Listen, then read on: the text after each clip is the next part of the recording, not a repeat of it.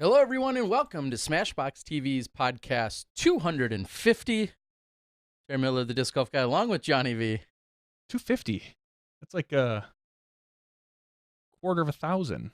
That's one way to look at it. I feel like what I was starting as I was thinking about some of tonight's number in particular, but I worry that the We're getting too good? No, definitely not a problem.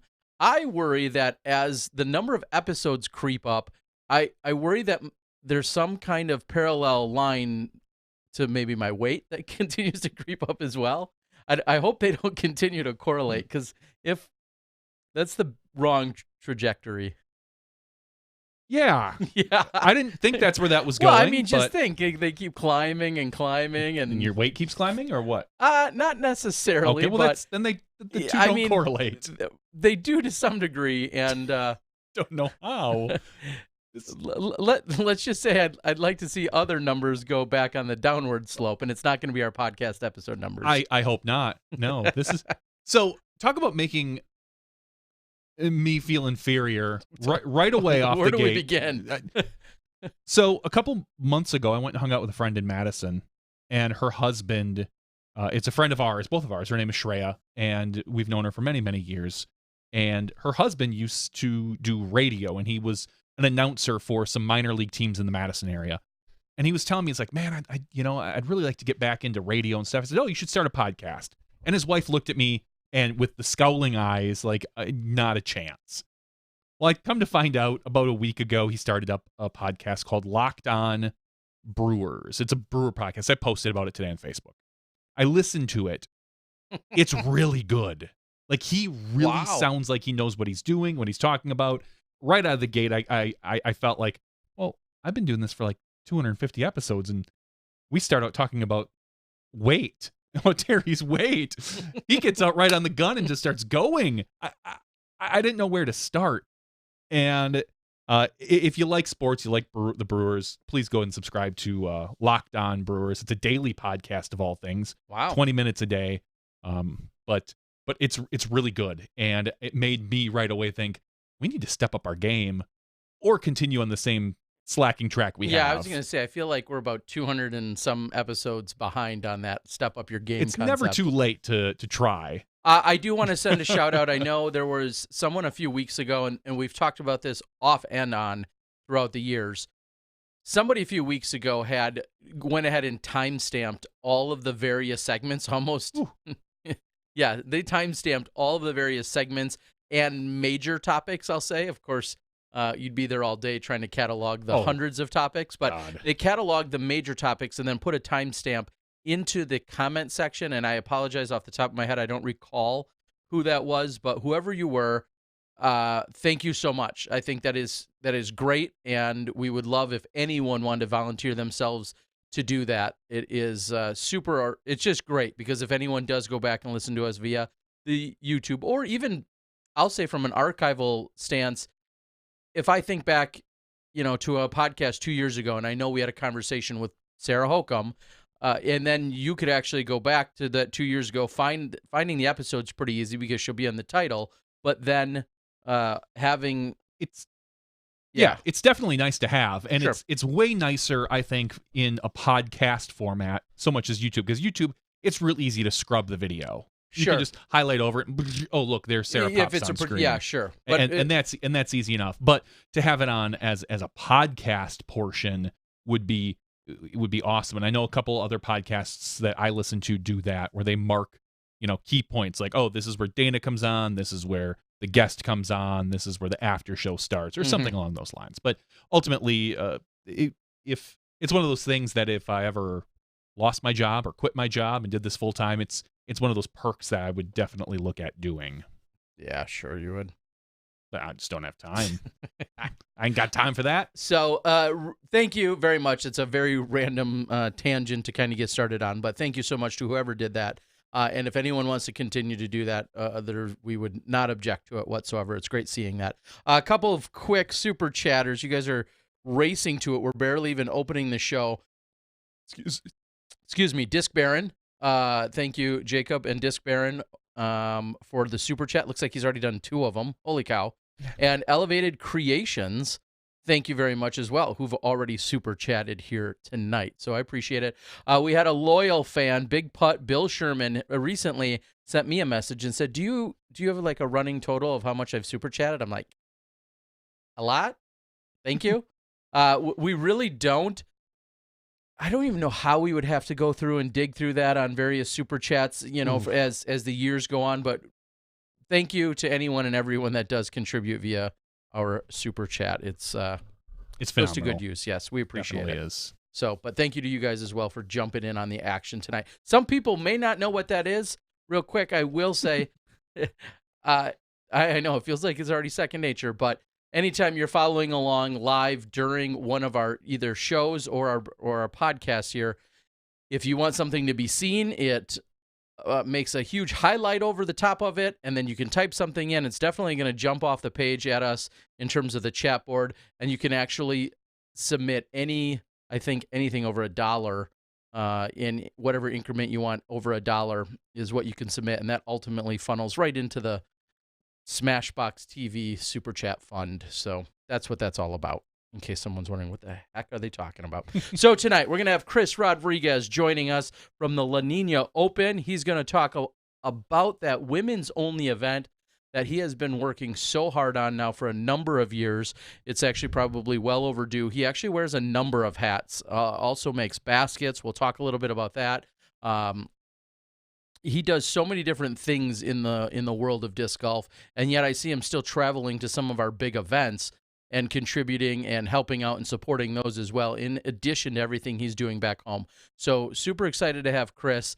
And then spoiler alert, the tournament Chris ran was won by who we also hope to have in 2012 world champion Sarah Hokum. So we're going to hopefully have Sarah. Her and I have been in communication. She's out near Milo, where the Beaver State Fling is taking place this weekend. She's done a couple different speed tests, and if it works out, maybe from the Hokum campsite, we're going to get a little catch up with Sarah Hokum.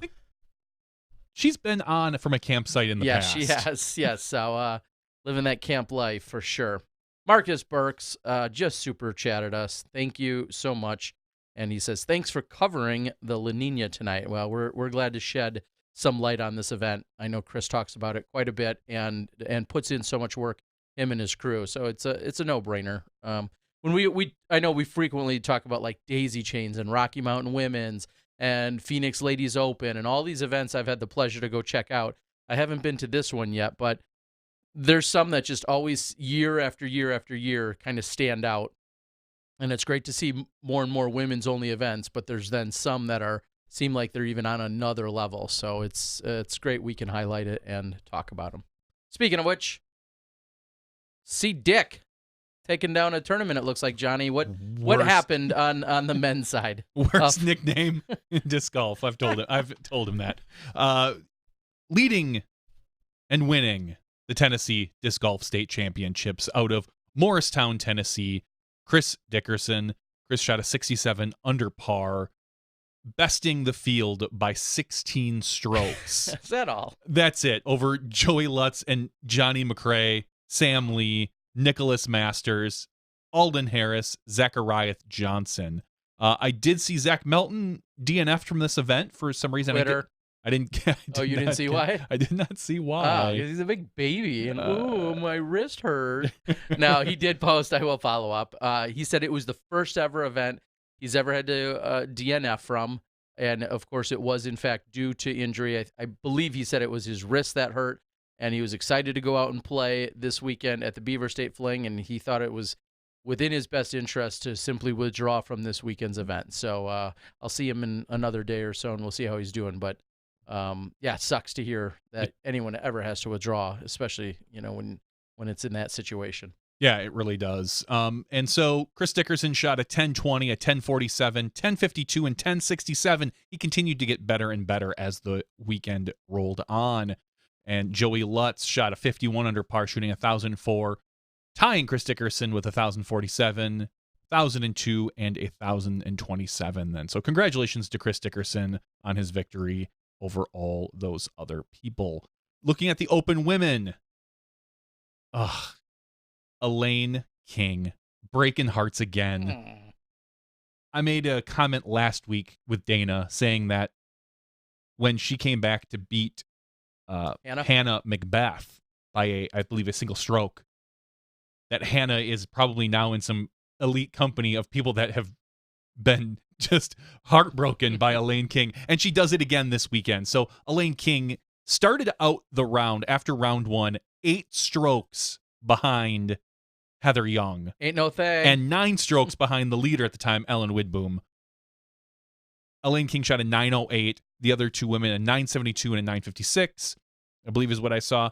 And from there, Elaine King crawled back a few strokes. She shot a 949 right around, picking up a stroke or two, depending on who you were looking at, between her, Heather, and Ellen. Round 3, picked up another 5 strokes, shooting a 952 rated round. And then round 4, picked up a single stroke to come back and tie one Heather Young. Ellen Widboom had fallen off the pace for a little bit that particular in the 3rd and 4th round, and then winning in a playoff. I don't know exactly the details. You can go out to Elaine's Facebook page. She made a nice, beautiful post about how she's been, keeping those. How she whooped up on everyone? How she whooped up on everybody. Keeping that division really close and tight. But Elaine King, once again, another victory for the GOAT, the greatest of all time. That is awesome. So Elaine breaking hearts. And speaking of the greatest of all time, comparatively, look at the PDGA numbers between her and second place. What am I? So that's a lot of digits over there that I'm seeing. That it's 2 digits actually. The 100,000 and the 10,000, because Elaine King, her PDGA number is 3,090. Heather Young, 100,965. Wow. Yeah. So just bravo, Elaine King. In the Pro Masters field, Kevin McCoy shows up and bests Blaine Light by 4 strokes. And in the Pro Masters Women 40+, Kelly Tucker beats Beth Foister. So congratulations to all of our winners at the Tennessee Disc Golf State Championships. We're going to move over the pond to the Swedish Open 2019, where I'm going to massacre some names, but this was a B tier, I believe. No, I'm sorry, it was an A tier in Sweden.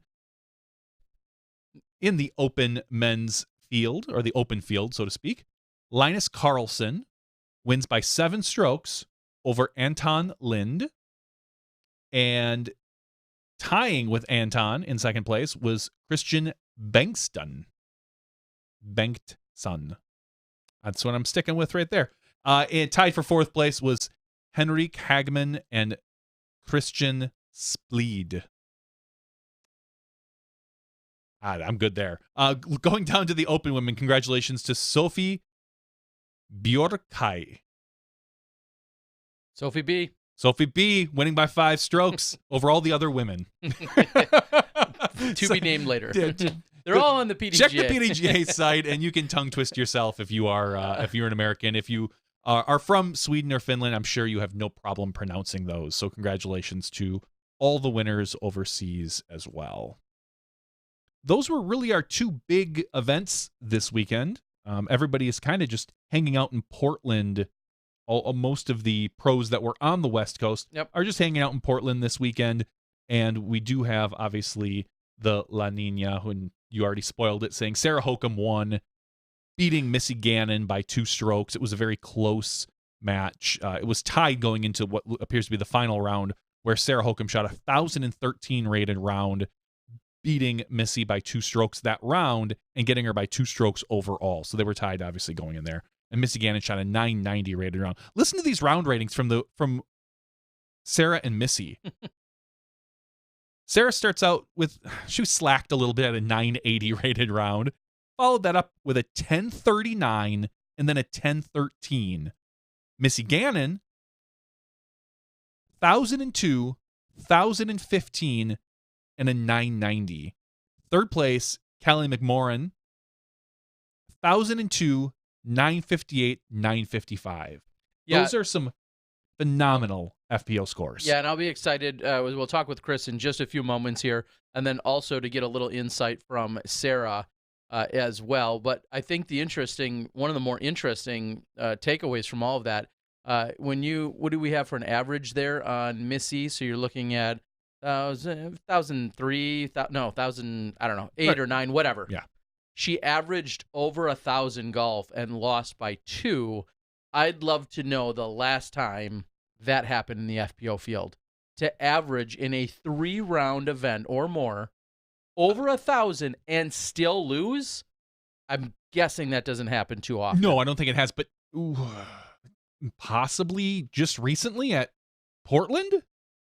I mean, outside of in the last week. I don't know for sure. I don't know. I'd have to go back. I'd have to go back and check. A few clicks we could find out, but for sure, very impressive to be averaging that kind of golf throughout the weekend. It really is. All right, Johnny, why don't you start queuing up Chris, and we'll get some actual details from him, other than us just randomly speculating as to what happened at his tournament.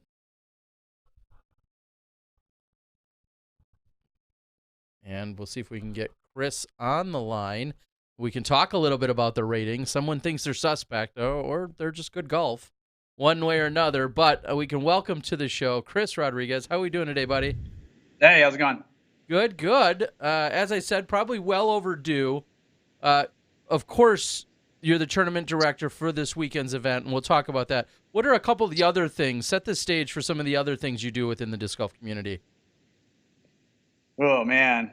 Well, first off, I build Frisbee golf baskets, disc golf baskets. I say Frisbee golf mainly because I deal with a lot of people that have no idea what disc golf is.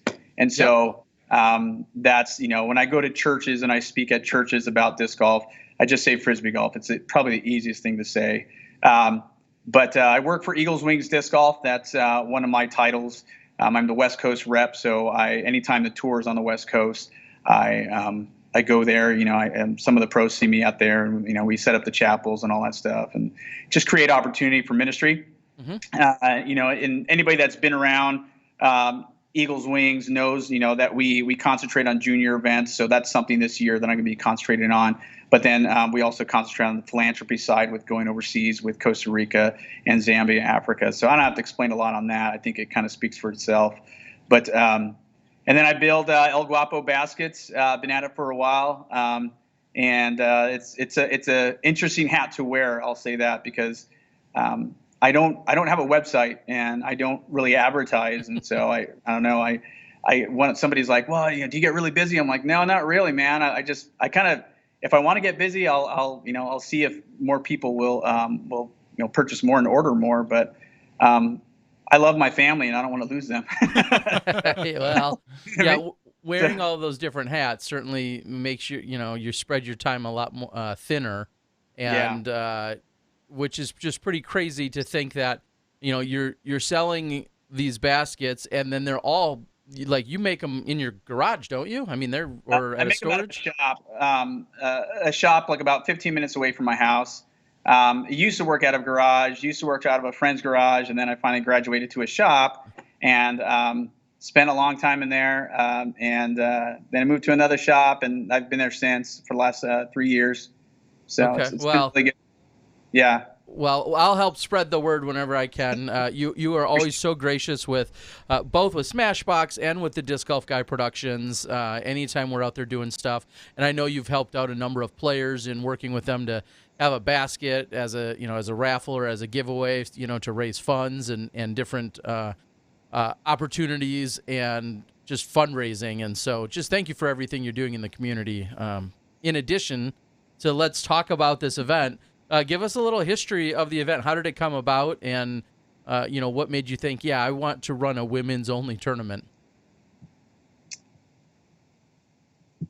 I was tired of, I've said this and I'm probably going to ostracize myself, but I really don't care. I was really tired of hearing it from the guys. And nothing against the guys. I love the guys. Everybody knows that. But I just started getting more and more just really negative feedback. And I was like, man, I never really hear from the ladies. I'm like, it's, gosh, man, why don't I just throw something on for the ladies? And then I started really thinking about it. And I'm like, man, I should be concentrating on, I have 2 daughters. I know you guys have kids. I have 2 daughters and 2 sons. And what is it going to look like for them when they get to that point? And at that time, nobody was really concentrating on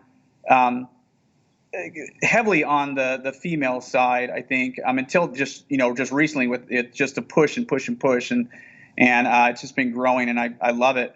But I grew up watching my older sisters play softball. I grew up watching them compete, and that was something that I've always loved seeing that, and always loved seeing the athletic side. I'm a huge softball geek on that, I wasn't, I've said this to a bunch of my ladies that come to my tournaments. I don't feel I have to empower them at all. They're there. I don't need to be doing that. I just want to showcase their abilities and showcase the athletes that they are. Like I said before, with the guys, I was just running into a lot of, just a lot of flack, and I was like, okay, fine. Then I'm going to concentrate my efforts more than now on the ladies, and see, and just see that, I guess, more people embracing that side, and just seeing more people come out and spectate for the ladies. That's been huge for me to see that. And I enjoy watching the live coverage that you guys do. Anybody that films women's disc golf, I volunteer my caddy services to different pros if I'm there at the tournament. So yeah, man. And I was like, okay, if I commit X amount of money to the event, I wonder if anybody will show up. And then the first year, I think I had like 92 ladies or something like that. And I was like, oh my gosh, and then we did it at a golf course. I'm like, okay, well, I need to take a break the next year, because I was running my El Guapo Open, and which was actually held at the same course this past weekend. So for those that are like, oh, well, what's up with the ratings type thing, it's a legit course. So,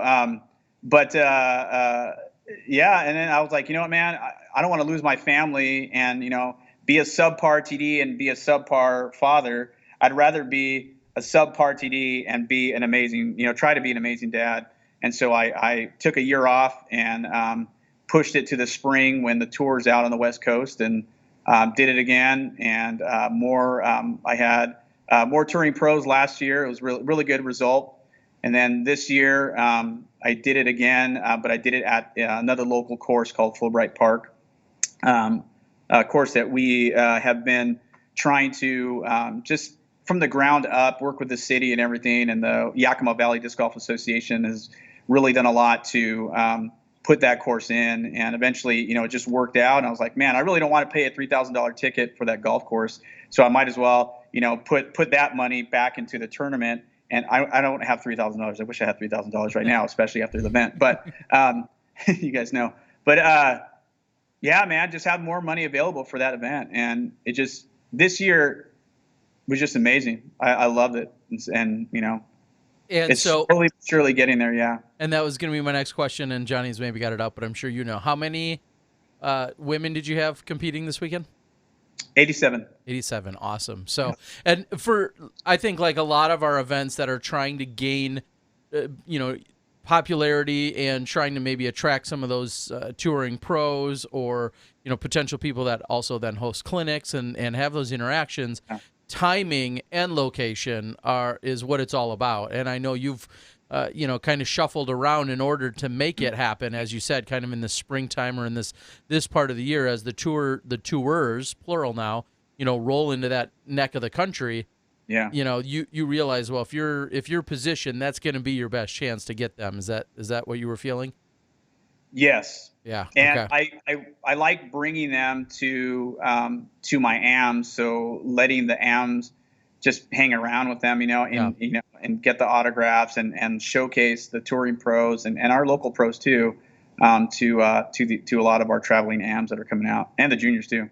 What would you say is the number one thing you've learned in hosting this event year after year that you're building upon? Is there any main thread or two where you're like, okay, yeah, this is definitely what I've noticed, and maybe even advice you could give others in your women's only event? Treat them as you would your wife, or treat them treat them as you would your wife, man. Okay. Like treat them with respect. I mean, I don't. My wife's watching this, so I better be careful. She's got her wooden spoon just ready to smack you in the head. No, I'm at my church right now, so she's nowhere near. Okay. She's at home now. So you think? Yeah. No, but I fail, at times, with my wife and stuff, but I really try hard to respect her. And it's the same thing, be careful, be careful on who you allow to this event. These women don't need any more creepers. Yeah. And that's huge, man. I've had some in the past that like, hey, can I film your event? Blah, blah, blah, whatever. And this was like the first year. And I was like, yeah, no. You're not going to be anywhere near me, man. No. So, Okay. And then this year, if I don't know you, I'm sorry, man, you're not going to help out my event. I just don't want that. Well, and yeah, because that person, and this could be said of, whether someone's volunteering or a fresh hire, and there's a lot of those situations, that person then becomes a direct representation of yourself and of the event. And so the last thing you want is, somebody, you hear that somebody had an unpleasant experience while they were going through the line, trying to grab their free lunch, and yet, that you had a jerk on staff that you had no idea, maybe was going to act that way. So that's a really great insight to think about who you want involved and helping you out. What do you feel like have been some of the most fun takeaways from the player side? What are some of the things that when they go home and they're talking about the event that you either know they're saying or hope they're saying when they go home after an event of yours? You have, I guess, okay. So like I put it on. And the first thing I said to my wife was, hey, if I'm going to run this thing, man, you got to be playing in it, And so she played in the first two. My oldest daughter, she's 12. She was going to play this one. And then we kind of got a scheduling conflict with our softball league that she's a part of. And it was a lot of money for softball, so I'm going to get my money out of it. So I was like, you'll be at that tournament this weekend. You're good. And my wife Amber had to take her, and so she wasn't able to come. But after that first tournament, my wife was like, okay, I got the bug. And I was like, yes. Mm-hmm. So now, hearing this, most women go to an event and they usually play with the same four ladies. And especially am wise, they just play with the same four ladies, the same five ladies, whatever it is. And coming out here, I had ladies like, oh, well, I don't know how I'm going to do. I'm going to be in last place, or I'm going to blah, blah, blah. I'm going to do this. And I'm like, you don't understand this. I'm like, and you will afterwards, that you're going to be playing against people that play the same way that you do. And it's going to be competitive. Once you get that, it's going to change your whole outlook on playing at a women's event. So, yeah, we had some that, kind of came into it and, a little bit unsure of themselves. And then, totally, I love watching the progression of their scores. They start out and, the course just beats them up a little bit. And then you see like the scores get better, and they're tired after the second round. And then that, they're trying to convince themselves to come up on the third round that Sunday morning. And then they go through that last round. And it's just sweet. I love seeing that. And, the camaraderie that happens, that's just them, man. I don't think that's a tournament. That's just them. And it's sweet to see. Yeah, I feel as if, and I've been to a lot of these women-only events, and I feel as if there's a different vibe, from start to finish at every single one of them from what you would find at a regular tournament. And I don't know if I want to say their guard is let down, but just being surrounded by so many other like-minded women that are out there, and they may or may not necessarily be competitive with one another, but they're all out there, and everyone is just having such a good time is what I've found. And I would love to see so much more of it. Of course, every other year we have the women's global event, and then, we also have a lot of specific events in addition. And that's my favorite part, is just seeing the sea of competitors and of women out there that are all just in their own world, of disc golf, but yet, you know, I feel as if they're not worried about all the other, you know, usually the idiot guys that outnumber them. that Yeah. are But, you know, the interesting thing that happened too is on our, so how the course is laid out is they come out of the park. The park is a 15-hole layout, and then we have 3 temporary holes that we put in for tournaments, and the last 3 holes circle around Tournament Central. So as you're sitting at the Tournament Central, you're throwing down from this like monument tank. We call it the tank hole, and you're throwing down. It's roughly a 278-foot shot downhill. You have to throw like this bathroom complex, and you're throwing from a tee to an island. It's a really fun shot. But you can see that from Tournament Central going all the way around. And, you know, seeing them, you know, come around, I had this card come up, and they had a kind of discrepancy on their card, this ruling, and they started asking questions, and all I heard was the sound of guys' voices. And I was like, okay. And I just said, all I could hear are the voices of men. And they're like, whoa, blah, blah, blah. I'm like, no, you don't get it, man. I'm like, all I hear right now, who's playing? I said, all I hear right now is men's voices. I said, are you guys playing this weekend? And they're all, oh, dude, I'm sorry, man. Sorry. They back down. And then the ladies come in. But, you know, my big saying for my tournament is, and speaking to guys, you know, it's just, you know, shut up and hold the bag, man. Yeah. Hold the bag. And if they ask you a question, then bring it in. I had to eat my own words last year as a TD. I kind of walked with my wife for a little bit, and there was like a ruling that came up. I'm like, hey, Yeah. I'll see how this goes. You know, I'm going to see how this goes. And yeah, even though she's playing rec, I mean, still, I mean, they're still competing. So absolutely, yeah, and I think that's a great way to put it. Is and I've seen, of course, the same. It's so easy to have, you know, some people kind of just chime in and want to insert into what's going on there, and of course, I think we could say, you know, as you're familiar with sports and your children, all too easy too when you have just kids playing any sport, that in a similar sense, it always sometimes seems like the parents that want to jump in and make sure that they have their voice heard, and it's like, just you know, let them do their thing, and if guidance or assistance needs to be asked for, then it will be, but otherwise, you know, let them figure it out. We all have to, right? The greatest thing, man, at this event is seeing the men come out and support their ladies. Yeah. That, you know, like I say, you know, yeah. My initial thing 3 years ago was like, I was kind of like, dude, I'm tired of the guys being divas, man. I'm like, oh, okay, fine. I mean, you're not grateful on this stuff. I'm just going to point my efforts somewhere else. But it more or less turned into helping them see the need to support their golfer when they come out. You know, a friend of mine came out, and he was like, I kind of feel weird right now because I feel like, you know, I'm in tournament mode.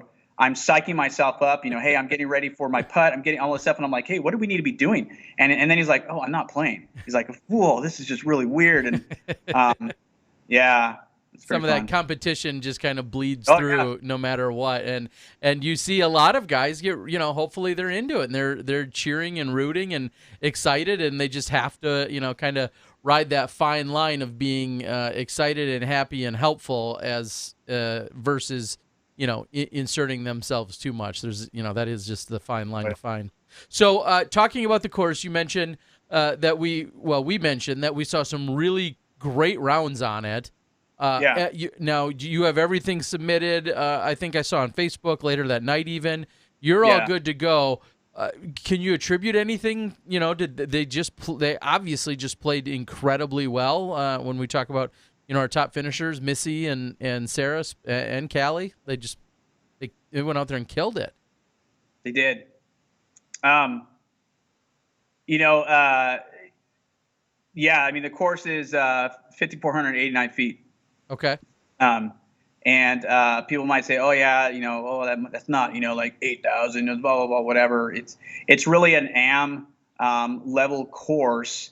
I designed it, and it's, you know, it's at a park, and I try to use as much of the area, you know, as possible when I designed this course. And, you know, just making the shots, I wouldn't say easy, because I don't want easy shots. I also don't want it to just be a walk in the park, but I want it to be a fun course. But tournament mode, I feel that it's a legit course. Sure. A lot of we use the Mandos. To create more obstacles, to force different shots. We have, one, two, I think we have 3 or 4 island holes. I kind of forget on this one. Wow. 9 is an island.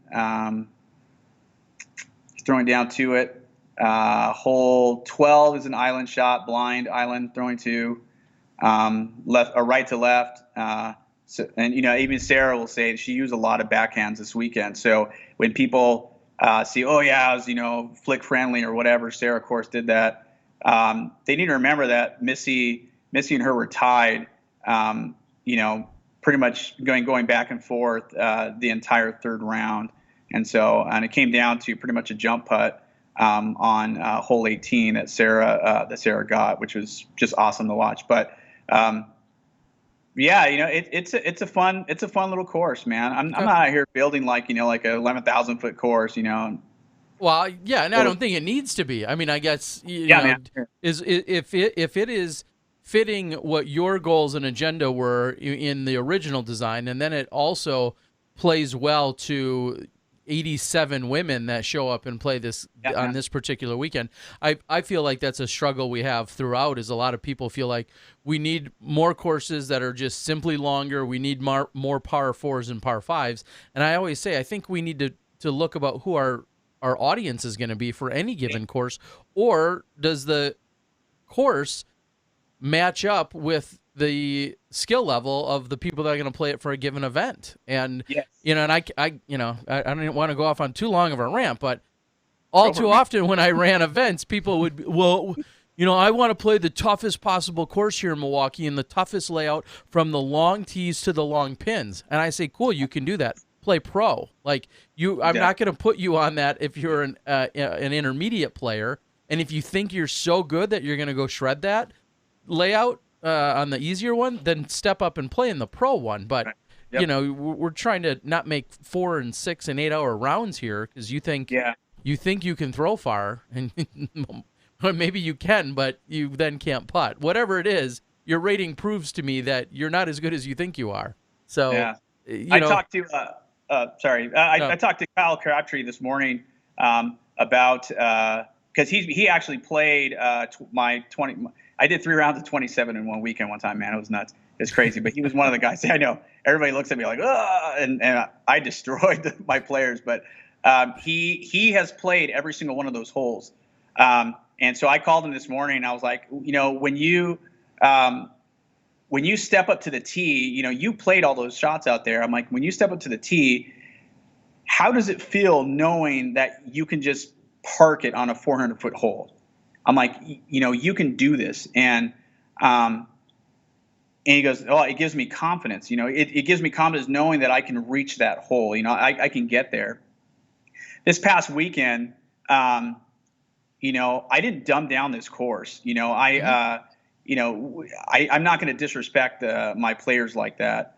But I feel that it's the distance was appropriate to allow to showcase the elite pro ability of FPO to shoot those hot rated rounds, and not it added the Mandos and all the other OB features that I try to get creative with, but man, it was so cool to watch, and seeing the ladies, hearing some of the ladies like, is this how McBeth feels? Walking up to a tee, knowing that he can just park it, and going to these different events and knowing that, hey, I've shot, in my background I've shot 18 down before on an event, and I'm like, yeah, man. Yeah, no, it's totally a different mentality. I think that makes it probably not only them, play with more confidence, but just to have more fun with it and to experience. And I know that's a lengthy conversation I've had with Sarah and a number of our other players, to then have them feel like sometimes they're playing more golf or actual golf as opposed to throw it as hard as you can, maybe throw it as hard as you can, and then have, you know, a putt or two. And I'm not saying we shouldn't have par 4s and 5s. I'm not saying that. But I feel like when they're in their wheelhouse, it just, I think, makes it feel more like you're playing golf rather than just out there, you know, chucking discs as hard as you can all the time. So yeah, I follow Missy you. told me that she goes, yeah, you know, these holes are, you know, some are birdieable, but man, it really forces you to, if you want to take a run at it, you're going to take a run at it, man. And so I was like, oh, that's cool. That's really great to hear. And so, yeah. Awesome to hear. So you put so much time and energy and effort into this event. You've, you know, really made this, I feel like, your flagship event. Yeah, it is. What do you, will you be doing any other events this year, or will you focus on all those other hats that you wear? So I'm a youth pastor actually full time. So and another hat that I wear. Yeah. So my tournament season is done after this the BSF. I'm done till probably, you know, like late August is when I have my my first Eagles Wings junior event here in Sela, which is the town I live in, just north of Yakima. I'm actually going to be at the BSF this week, running the chapel for Eagles Wings, and putting chapel on there on Thursday night. And then I'm just going to hang out the whole weekend, and I'm going to have I'm going to have one of my putting baskets out there, and you're going to be able to see it. You're going to, anybody that goes to especially the BSF knows my baskets, and so they're not hard to miss. And so I do crazy colors, man. That's why I call them. That's why I call El Guapo baskets. So handsome. But yeah, I'm gonna be doing like a basket toss there to raise funds for my juniors event. It's on August 31st through Eagles Wings. So it's the first one here in the Northwest for Eagles Wings, run by Eagles Wings. You know, and then after that, I have the Yaktown Throwdown with Yakima Valley Disc Golf Association, and then just, you know. I think that's it for the year. You know, I'm not really, but I'm already planning for the next La Nina. So and that's every big event. And when you put so much heart and soul into it, that's what every single event planner and organizer says is, you know, but just when the last putt is dropping of this year, I've already got a spreadsheet or a notebook out that's got me going for, you know, notes and details for the next year. Can we recap? We kind of just glazed over a little bit on the FPO side. But anything you want to recap as we look down, maybe at least name off our champions in all the other divisions? Yeah. We'd love to hear that. Yeah, so Jody Dixon won FP40, and was it Leslie Younger won FP50? I'm looking at my other screens. No, you're all good. FA1, okay, check this out. FA1 had 26 ladies in this field. It's the largest FA1 field I think I've ever seen for me. I've ever seen. You know, I probably haven't been like GBO or seen the GBO side, but there's actually more FA1 in my tournament from this last weekend than there is at the Beaver State Fling this coming week. So there you go. Awesome. Allegra Archer took down that as first place, and so and then FA40 Martha Mendez, she took down that. FA50 Nancy Morgan took down that field, and then my FA2 Dawn Arn, she took down that. She was a champion on that one, and then our local lady Abby Pitninger, she took down the rec women, and so that was actually kind of cool to have our local lady take down that. And actually Abby came back from I'm speaking about Abby just because she's a local, so sorry. Yeah, no, you're good. but yeah, she came back. You know, she came back from a really good deficit, and she took that home. My juniors, my FJ18 Madison Hammond was first place. Stormy Richmond beat out her sister. Yeah, love it. At FJ15, my FJ10 little ladies, Sierra Griffiths. Sorry about that, Sierra. She took down FJ10, and then my little ladies FJ8, Jordan Lynn and Scarlett Jordan Jordan Lynn took down the first place spot. unique thing that we did with the juniors is I started them later. They ended up just playing one round on Saturday and then one round on Sunday because originally we had thought that the weather was going to kind of stay right in the mid 80s, and then I started seeing the forecast and how it was changing to really high. It was like 95 on both days. Wow. And it was just hot, man. And so I was like, I'm going to limit them to run round. And I'm actually going to I wanted to start them later so that way they can finish around the same time everybody else does. And so Saturday night, I'm like, oh, I have this idea. And so, and maybe other people, please steal this idea. It's really fun. But so they had their own course. Flex Disc Golf from Northern Idaho. They came down with 9 of the baskets that they actually won last year. At my event, they won the 9 baskets that I was raffling off, and I didn't plan this, so but I was like, hey, do you want to come down? I'll get your hotel room, man. Come down and bring your baskets. And so we set up a temp 18-hole course for my juniors, and so the longest hole was like 170 feet, and so it was really appropriate for my juniors, and so that way there was no backups. They didn't have to walk. They didn't, when somebody lays out a junior course, they're going to be like, oh yeah, it's only, the holes are only this far, but they're still walking, 6,000 feet every round.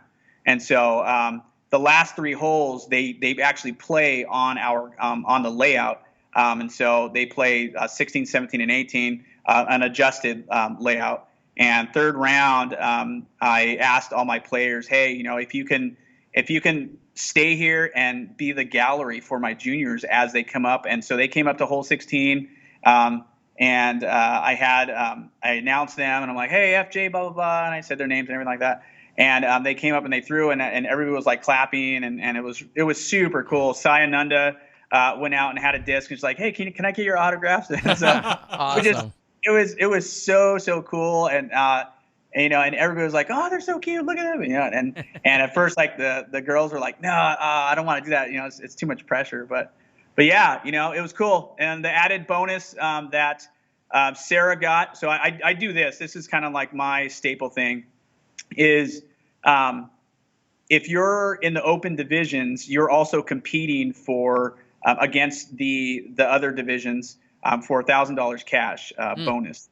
And so at the end of the day, Sarah walked away with that bonus. So she got $1,000 added, or $1,000 bonus for her lowest overall score for the entire weekend, for the entire field. Yeah. All right. So not too bad to go on top of the $600 take home that she had on top of that. Wow. Very cool. And then all of the advanced divisions are playing for one of my baskets. And so Allegra Archer took home. She had a choice between a Zuka cart and one of my baskets, and she took my baskets. And then the Dawn Arns, she took home. She wanted a Zuka cart, so I was like, oh, okay, that's fine. I could sell the basket for more than so I had to recoup my costs. I was like, yes, but she chose. So she had that choice. Dynamic Disc, man, they were so good with me with prices and just supporting us. We had Rocky Ridge. I'm going into my thank you. Sorry, Terry. No, you're good. Please do. Make it happen, man. Yeah. Rocky Ridge disc golf course up in Cheney, right outside of Spokane. It's owned by Levi Jordan, a really awesome guy. Throws an amazing tournament on called Birdies for Boobies. And he's legit. Like, he doesn't just donate the cash to like a specific organization. The guy goes and finds a person that's actually going through breast cancer and gives them the money. So it's legit. Independence Disc Golf, Josh and Megan Pierce, they're going to be out at the Beaver State Fling. Donated cash to it, to our event. He scripted us out. Really just awesome couple. I've known them for years. Miles at Paragon. He's always good with my events, and kick down some towels, and Miles is always good to our events out here, and so he's sweet. And we use him for Eagles Wings as well. And then Mini Pro, I'm not sure if you've seen them, Fort Collins, Colorado. We got the trophies for them, and he kicked down some whole sponsorships too. Then Random Flip out of Richland, Washington, not too far away from us. Adam Sheridan and Bobby Gresham, they did a lot of sponsorship for whole sponsorships. And then I had 15 baskets that I decided to sell, and I had 11 people buy, or I had not 11 people. I had one person buy 10, and then one person buy one, of course, and that funded the rest of my tournament. And then I just did like a, hey, if you guys want to, I'm going to do a sponsor blast, whatever, for my juniors, and man, it filled up in like 17 hours. It was awesome to see that, super cool. Yeah, I saw your post actually on Facebook, and then I saw the update right away. I was like, oh, I guess I missed that. All of your sponsorship went quickly for the junior side. That was awesome to see. Awesome. All right, Chris. Well, we're also going to probably get even more details and probably accolades, deservedly so, from Sarah here in a few minutes. We're going to check in with her, but I just want to say thank you. I mean, you obviously are doing a ton of great things there locally, and then I know you travel around and you have your hands in a lot of different cookie jars. I think that's where you wear a lot of different hats as well. and I know you're trimming down. Can't eat cookies no more. Yeah, I know you've been talking about your trim down process. So congrats on that as well. I see the progress you're doing there, as you posted just today. I just want to say thanks for everything, and I know I speak for every woman at the event and any women that recognize the effort that it takes to put on an all women's event and to really cater to and show the women not only the event and the competitive side, but then how much fun they can have and how much the experience that you're putting together for them, and I know that they all appreciate that as well. So and personally. Like my staff was legit. Like my assistant TDs, Trevor and Jesse, and my gophers, my spotters. You have to have good staff, man. Yeah. So. Well, I like your your vetting process for it too. It makes sense. All right, man. We're gonna let you go. I'm gonna see you in a couple days. Johnny's gonna see you in a couple days. We'll see you out there. Hey, Johnny, bring me a Johnny V's Pizzeria shirt. I don't have one. We'll get one though. Those will happen. I have a. We do have a mock-up of one, and it's going to be coming. So okay. Well, the spiciest pizza. We appreciate it. Thank you. Pineapples. Thanks for everything you're doing, and look forward to seeing you later this week. Actually. All right, great. See you guys. All right, take care. Have a good night. Thanks a lot, Chris. All right, there you have it, Chris, who not only puts on one heck of an event here this last weekend, but as he mentioned, El Guapo Baskets. Every once in a while, he'll reach out to me and say, hey, I see you're doing coverage at an event somewhere. How can I support it? And he finds a way to just flat out directly support some of the coverage that I'm doing. And I know he also helps us here at SmashBoxx. So thank you, and thank you. Thank you on everyone's behalf, really there, Chris. All right, so next up, we're going to have Sarah here in a little while. I'm going to reach out to her in a moment. Johnny V, there's some other news within the PDGA, some timelines, deadlines, votings, candidacies, things of that nature. Well, I think most of the deadlines have passed. Well, yeah, so you're late, people. I believe you can still get your... actually, that might be over to your state coordinator stuff. Yeah, I think that was due a few days ago. That might have been the 2nd of June. But now what you can do is you can go to the PDGA and get to know the 2019 PDGA Board of Directors candidates.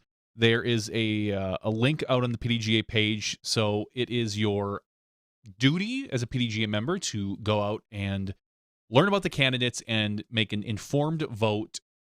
There are 6 candidates for 2 positions. There's Trevor Harbolt, Elaine King, Laura Nagtegaal from the Netherlands, Matt Neighbors, Randall Palmer, and Wilbur Wallace. So go and read about their biographies, their history, their statements if they've made them, and please just go make an informed vote. Yes, as always, and we hear all the time, and clearly it's not unique to disc golf, but anytime you hear someone complaining about the way the system is, or the man or the woman or whoever it is holding you down or holding you back or whatever oppression or whatever you feel you may have, it always starts by, at least here in America, usually it starts with some kind of vote for representation as to who it is that you want or who you align yourself with or who may shake things up and make a change or keep the status quo.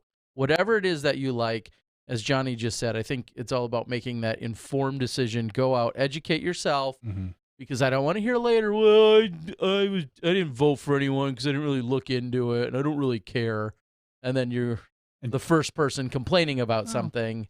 Check your email, because you should be getting a ballot in the mail, in your email, I believe is what it is. And just put the checkbox right on your screen. just mark it on the screen. But also make sure to check your spam too. Sometimes those things will go into spam. But please make sure you are aware of all the voting stuff. On a little bit of I'll say a lighter note, the Next Generation Tour announced a $100,000 national championship. What? You heard it here. $100,000 for an AM-based event. It says here that the Next Generation is proud to announce the 2019 Next Generation Tour National Championships to be contested in Austin, Texas on November 8th through the 10th. The National Championships is an invite-only PDGA B-tier event with invitations going only to those who earn enough points on the Next Gen Tour throughout the year to qualify. It is sponsored by Infinite Discs. It says it's not your average amateur disc golf competition. The National Championships is offering $50,000 in cash, cold hard cash payouts to those who wish to change their amateur status to professional. There's the catch, if you want to call it that if you do happen to win this event, you have to go pro. You have to, at that point, you give up your amateur status. So you can no longer play majors as an amateur. Plus an additional $50,000 in players packs and prizes, which is where they get the $100,000, $50,000 in cash, $50,000 in players packs. Wait, that's how much? $100,000. $100,000. So go out, check out the Next Gen website, go find a Next Gen tour near you, and please go ahead and get it. It says here the National Championship payout, $7,000 for first place. $2,500 for first place in Open Women, and $3,000 for first place Masters 40 plus. What? I saw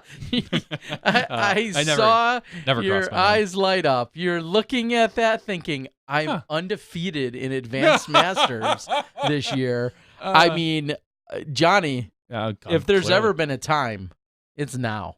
Well, in the past, we've covered this event. So I don't know if I'm going to... I can switch some show buttons and stuff. You? Or maybe not. Or we'll just have you go out with like one of these out onto the course during the round and just set up like the 4 or 5 main shots and then just simply click them while you're playing. Be like, oh, I'm throwing. Click. And then you throw and then you click another button. There we go. I'll do the commentary. We'll make it work. Yeah. So... those are the, and it says here, for earning invitations, advanced top point earners by state or country and winners of premier events. Yes, and those are all out there. They've been available. I know they made the announcement. We probably talked about it, I feel like, a few weeks ago as well. Moving it, having that, not only moving it out of Arizona, where we've been in Fountain Hills for the last few years, but then having it push over to Austin. So super excited to hear more about the details as they continue to unfold. It feels like there's a little extra in it all this year. The Next Gen Tour, of course, has been around for a few years. I think I've covered every one of the finals from California over to Arizona. And then this year, I think it got a little boost in the arm just knowing that it wasn't as specific to one manufacturer. I know Latitude was a major manufacturer and was graciously so over the last few years. However, I feel as if that might have unintentionally, I don't know, either kept people away or segregated some people that just maybe aren't, hardcore Latitude fans.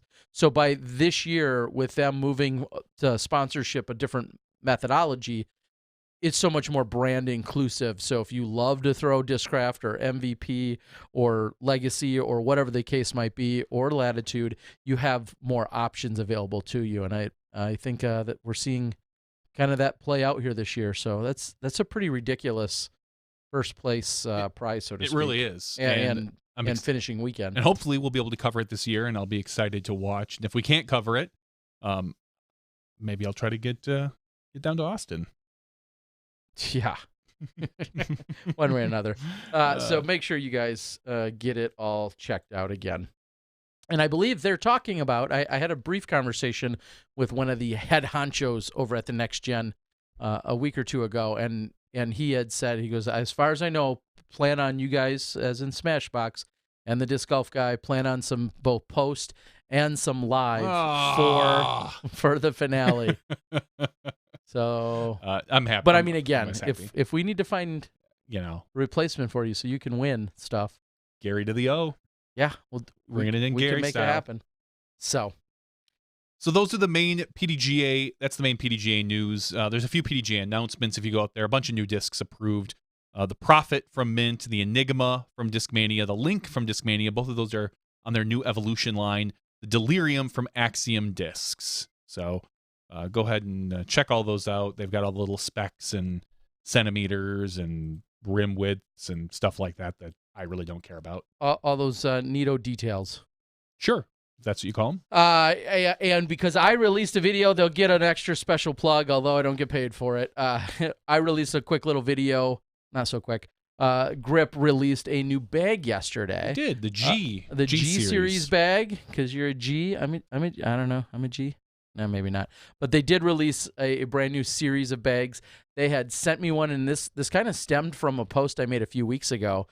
Excuse me, talking about how I could use something that's maybe not hardcore disc golf, but also I could carry some other things in addition to some discs, and because I'm just not that hardcore of a player these days. And they reached out and said, we actually are working on something like that, and we'd love to send one out to you and have a look at it. So I had that. I used it for Portland this last weekend, or the weekend before, and I was able just to take a few videos and do a quick little unboxing and whatnot with it. And it holds 8 to 12 discs. I saw 10 to 12. Yeah. 10 to 12, 8 to 12, and it doesn't have probably only like 8 of those 8 birdies, those really big thick birdies. 8 condors or zephyrs.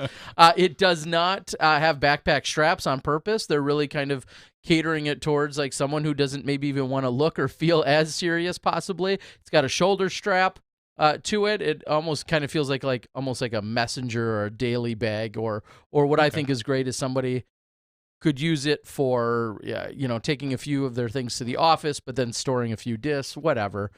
Those are some of the unique features that I saw of it. And it's out there and available, and I think they just started yesterday for going on sale. So $99, and I don't get paid for that. You better not, or you have to share it with me. Should I? Share it with me, yeah. No, should I get paid? Also, I know I kind of talked about it a few weeks ago, but I do want to reiterate because I saw a post by our good friend Seth Muncie over at Disc Golf Strong. He's going to be going over to Europe and traveling all over the place. I think he's going to be at 3 or 4 different events, plus things like clinics and weekly leagues and all sorts of stuff. He's going to be over there doing the Disc Golf Strong thing, and for one of those weeks, I will be in the same neighborhood as he is, as myself and Johnny Rumble will be at the Toonie. And I don't know if I said that officially a week or two ago, but super excited. You did. That comes in right after the Ledgestone wraps up. And looking forward to some action over in Finland. Speaking of the Ledgestone, this weekend, of course, we're going National Tour, then there's 2 weeks off, then the Ledgestone, and then I think it's Pro Masters Worlds. What do you think of where we're at in, I'll just say the schedule, like right now? It's officially June. How do you personally, like if you were to recap and say, okay, it's now June 2019, are we in the thick of it? Are we in the beginning? Do you feel like we're just getting warmed up? How do you feel personally, like where we are in the disc golf season? I feel like we're just starting. It's only June. We've really been at this for about 3 months. I feel like we're really now getting into a lot of the people's favorite time of the year, and the thick of it, so to speak. In that we've, for the most part now, have the West Coast style courses off the map. you don't see many of just the big Baumheiser courses anymore, which was kind of I would say my only fault of the Portland of Blue Lake. It seemed to be just a lot of Heiser shots with a few forehand Heiser shots. With a lot of OB. No, I know. A lot of OB. Okay. It tests just like all the other courses. It really tests your distance control is what that course does. But there isn't a lot of shot shaping, so to speak. You're not flexing a lot of discs. You're not trying to bend around corners. It's really a placement style of golf. And I think now we're getting into, this upcoming with Milo. Then we move, like I said, over to Ledgestone, where there's a little bit more of that. And I think a lot of people are excited. I'm excited to see a little bit different style of golf coming up. We've gotten past, the beginning of the season, and we're really ramping up to some of the more, in my opinion, more fun and what a lot of people consider more golf style golf, what they like to see, where you have a little more technical. Yeah, and then of course we get into I'll say almost an extreme when we start seeing then Idlewild, and then you move into August, and you have MVP, and we get up to Smugs, D-Glow, Smugs, and yeah, exactly. So okay, that all makes sense. Yeah, so I'm excited. All right. Well, Sarah Hokum, who is graciously ready to join us a little earlier than we originally planned, so she adjusted accordingly, and we thank her for that. It sounds like if Johnny can ring her up, we can get her to join us. I can try. And as I read on the board, as usual, if you want to participate and chime in or play along with us, you can always do so in the YouTube chat. We appreciate it. Also, I think a super chat came in from Ace Run Productions. And check out our page, win a McBeth Undertaker. So Ace Run Productions says check out their page, and you can win I think he means Paul McBeth, or Hannah. No, probably Paul. Paul McBeth Undertaker. All right. So it looks like in just a moment we're going to have Sarah ready. She's got one of the best backdrops we've seen in any of our guest studios, and there she is, Sarah Hokum. Sarah, can you hear us? I can. How are you guys? We are great. And well, first of all, thank you on making it happen. It was kind of short notice. That's how we roll here, but short notice for you to join us. But it was so fitting to talk to Chris and find out so much more about that event, and then to have our champion join us. Tell us about your weekend. It was a ton of fun. There were, I'm not sure exactly how many women were there. I'm thinking 60, 70, 80, maybe 87? more. 87? 87. Okay, there you go. Yeah. All walks of life, some people playing their first women's only event. We had a bunch of juniors, like even I think maybe 5 or 6 year old as a younger player. And there were 13 in the open women's field. So that was awesome. And then, he raised a bunch of cash throughout the year to try to support the event. So it was just really a ton of fun, man. I mean, playing with Haley and Missy and Callie, Jessie Westbell came out, Nicole Johnson, Sayananda. So we had a ton of ballers out there. And the course was pretty fun. It was, he kind of puts it in, it's in this open kind of area with some scattered trees, but he adds these mandos to different sides of the trees. So it forces you to throw, more technical shots than, just a Heiser Fest. Yeah. And everything. Go ahead. Sorry. I was just I wanted to just ask on that. We saw the rounds, and that was going to be my next question then is you played some phenomenal golf, averaging over 1,000. And then I was saying, when's the last time an FPO player averaged over 1,000 on the weekend and still didn't win? And that was second place Missy. Yeah. Talk about, I mean, how did that play into you and the challenge on the course as you were talking about the Mandos? Yeah, so there were, I threw like 4 backhands off the tee, just because you needed a right to left shot, and the basket was within reach on quite a few of them. But then, he really forced players to either throw a big turnover or a technical shot. a technical like fairway driver straight. And Missy played great. I really was very interested. The rounds came in rated quite a bit higher than I thought they would be. I mean, I think we played great. We got pretty much. Oh, there's Ruby. Hey, everybody. Ruby had to go to the vet today for her yearly checkup. Yep. This is about the time I got her last year. So she's now back. She's been around the whole country. Yes, I was just going to say, last year it was at this very event. You had just gotten her like days before. Yeah. And I remember seeing you in the parking lot. And yeah, okay. Anyway, go on. Anyway, okay. So I was kind of surprised about how highly rated they were. But, with the holes, we were able to throw high percentage shots for most of the holes. There were only, I think, 4 or 5 holes that you really had to throw a distance shot to get to, so it's really about executing, the shot at hand and then making a putt depending on how close you were. So it's kind of a deuce or die situation for, I would say 12, 13 of the holes. But it was a lot of fun, to be able to get birdies out there. And then there was some pretty variable winds, so that we were kind of dealing with a little bit other challenges in that way. So yeah, I mean, I'm surprised that they came in that high, but when you get 12 out of the 18 holes, I mean, that's pretty good, Yeah, it is. That's even more than half, some would say. And then he also talked about, not only do you get a pretty healthy $600 for first, but then there was a bonus check on top of that. Is that what he was saying?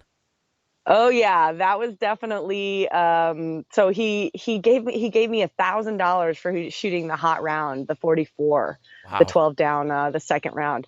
So it was anybody's game. No matter you could have be in last place and still shoot the hot round in the end. So when I ended up shooting that hot round, the second round, the third round, I was almost more concerned about protecting my 44 than I was about winning the tournament. But, Missy we had a huge battle that last round. It was really fun. Yeah. So yeah. Yeah. And I was just going to say, he said it came down to, and I saw the putt even on Facebook, but it came down to essentially the last hole. Was that kind of how it went down? Well, yeah, I mean, it definitely came down to the end, that's for sure. I mean, the last hole I had a stroke lead going in, which I knew after I threw my tee shot, which I counted for the first time in a really long time. I actually counted our stroke differential to see if I could lay the putt up or not. And so I threw it about 35 feet away on one side, and Missy threw it about 25 feet away on the other side. So I had honors to putt out, and I had the lead by 1. It's an elevated basket on this like picnic table, so there's a bit of a rollaway potential, but 35 feet is like my money zone. So once I realized that she could easily make her 25 footer and then force the playoff, I thought, well, I'll run this putt and definitely just try to make it. And if I don't, then I'm still, we'll still be tied if she makes hers. So anyway, I ran the putt and it ended up sneaking in the left side. And then she ended up chaining out right side from her putt. But I think, if I had missed my putt, I bet she would have made it. I'm pretty sure. I was going to say, I'm sure you're glad you don't have to find out. But yeah, getting that and sealing it up so her putt didn't matter, taking matters into your own hands, which is awesome. So congrats. Now, why didn't we see more women at this event? I mean, we had 13 FPO, and I know we had 87 total women. Why do you feel like we didn't see even a few more of our regular pros out on tour at the event? Any idea? Any insight? With the touring, I almost took this last weekend off as well with the touring schedule, because you've come from the glass blown, and now we've played a bunch of California tournaments. We've probably played 3 weeks in a row, and we're looking at another month of straight play on big events, kind of to before you get a break. So I was trying to kind of take this weekend off, that last weekend off, to take a break and just give myself that just break in between, instead of playing 8 weeks in a row. But I also love to play women's events, and I really, last time I went with I played the event that Chris, the La Nina, last year at a different course, and had a great time. And so, I just kind of said, okay, well, it's, I'll just try to rest a little bit extra and just go have some fun and meet some women. And yeah, I mean, it's so much fun playing women's only events. They're so different from a mixed event. It's like, we're like, it means something that you're the top women at the event. Whereas I feel like in a lot of the other events, it's like we're kind of just a sideshow, because everybody's really there to watch, Paul and Eagle and Ricky. And then if they even pay attention to the women, it's like, oh, you actually know that there's other highly skilled professionals doing this at their level. Yeah, So. with all the same struggles and all the same trials and tribulations and schedules and everything else around the world. You're exactly right. What would you say? I know you kind of just touched on my next question, but we talked to Chris about kind of the feeling and the atmosphere when you're at a women's only event, and I've been to a number of them to cover them, and I love how they feel. It's a great vibe. What are some of the things, if someone out there is thinking about maybe running a women's only event, what are some of the things that you would suggest that they really think about or emulate or, flat out copy that you see at other events that you'd love to see more of? Any tips or pointers? Yeah, some of my favorite features of a women's only event are provided lunches so that everybody's kind of sitting around together eating food between breaks.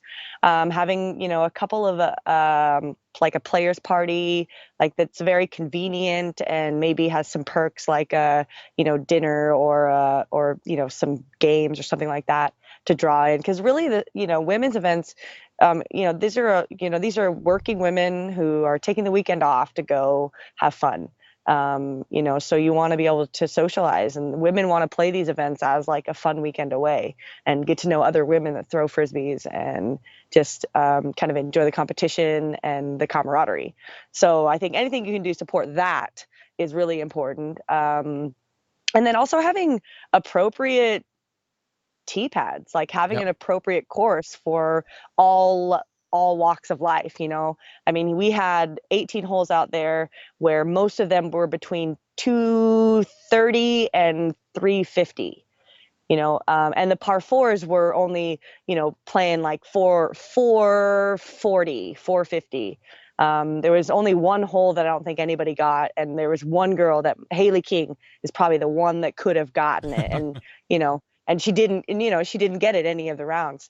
So there was like one hole you couldn't birdie, and there was a couple that took a big distance shot, but then the others were all within reachable distance where you could be, you make the choices to throw, do I want to throw a power shot with a stable distance? Do I want to throw an overstable fairway? Do I want to throw a straight fairway? You're still making these choices, but they're within distances that you have a choice rather than just throwing as far as you can.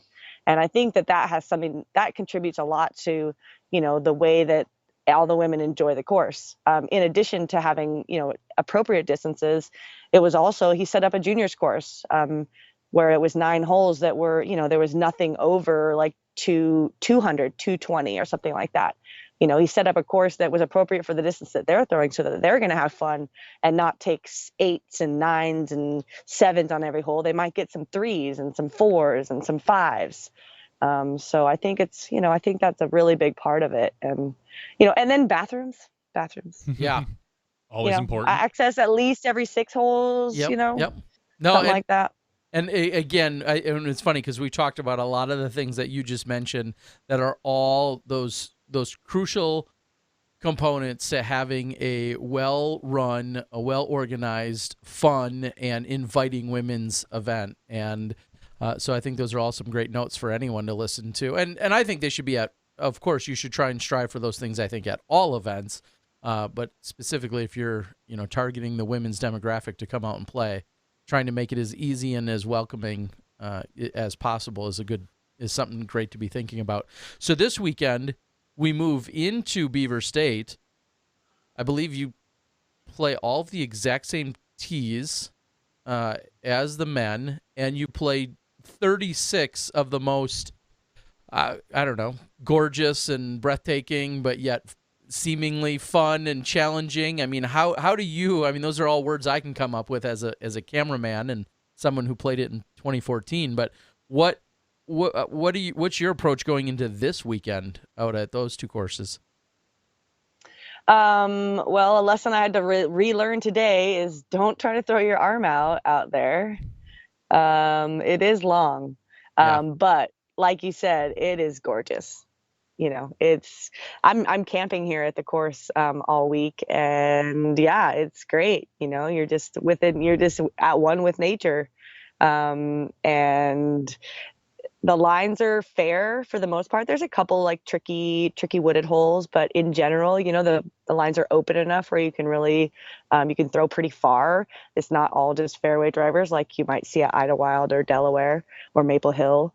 But you're also in the woods and you've got this beautiful surroundings, and the vibe is really great in Oregon. There's a lot of support, tons of players.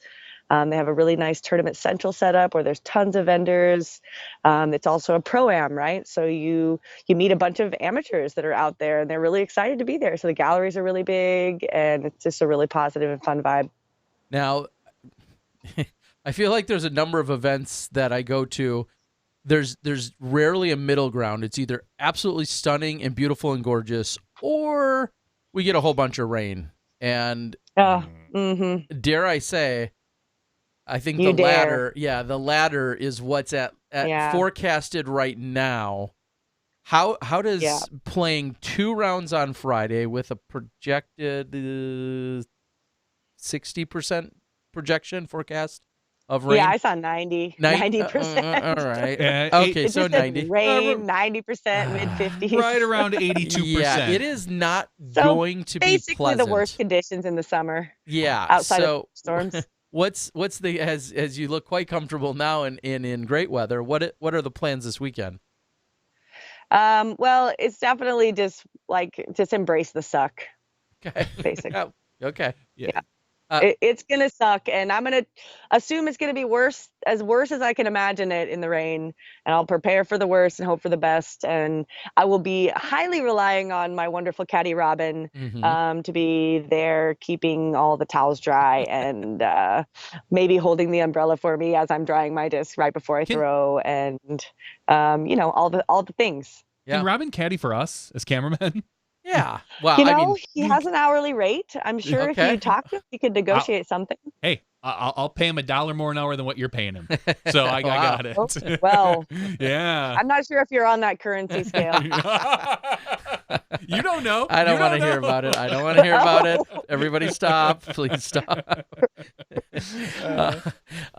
So, yeah, looking forward to, of course, this weekend. Now, this is a really unique event in that you guys will play 2 separate 18s on 2 different courses, East and West, on Friday, and then just one on Saturday and one on Sunday.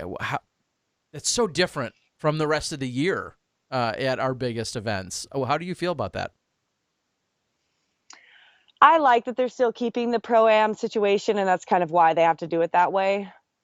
I do think it's going to have to change in the near future. Just the way the lottery works, and then the small field that we're able to have also is a problem, I think. Sure. Especially for the women. You know, we only have 24 people. Okay. And there's probably 60 that would play this event and be good. Yeah. You know, so, and that's a shame, you know, because it's really just the 24 people on the road. There's like maybe 3 or 4 locals. So it's all the tour ladies playing against each other, like, you know, 70% touring on the road, relying on prize money, and, you know, 40% get paid. Yeah. And in the men's field, it's 80. So you've got what, you know, 30, 40 men on the road and, you know, 40, 45 locals. So the scale is tipped a little bit better in there, but it's still, I already know, it's one of the hardest events to cash at in the tour because of the low numbers. And that's because of the amateur field included. So, I love the vibe, but I also am like, you know, at some point there has to be a change, or something has to change so that they can start accommodating more players in the pro field. Yeah, and that's an interesting crossroad to be at as well. Like you're saying, the fields on the pro side are somewhat limited, maybe more so than most events, and it happens to be one of the most sought after events. So it's the supply and demand, you know, scale are just going bonkers at this event because so many people want to play, and yet the opportunity to do so is at such a premium. I believe it was Nick Wood, maybe even last year, that him or someone else had posted and said, like, you needed 10-17 golf to cash in MPO. You needed to average 10-17 over 4 rounds to even take bottom cash. So that's incredible, and speaks to just how competitive the event is and how cutthroat it is out there when you're talking about so few players. It's incredible. Yeah, it's crazy. Mm-hmm. So, that's not really player forward, you know what I'm saying? Like, that's, I don't know, there's got to be some way to make that a little bit better. Yeah, and I'll go ahead and just, I think I'll speak up to some degree, or maybe take the other point where, like you just mentioned, having the amateur divisions out there on the same weekend, interacting with the pros, having the opportunity to be gallery, all of those things also make that amateur experience so great as well. And, naturally a lot of people would say, well, just split up the weekends, which can be done sometimes, but you're then talking about doubling all of your resources and your power and your commitments, and that may or may not be in the books for whether it's the course or the actual tournament directors or the sponsor or whatever, and you just may not have nearly that crowd or gallery on a pro weekend if they're not already kind of built in. So I don't know if there's a for sure winning formula out there, but I'm sure we'll find it. I could see them adding a course, maybe Timber, that one right up the road. Sure. It's pretty close.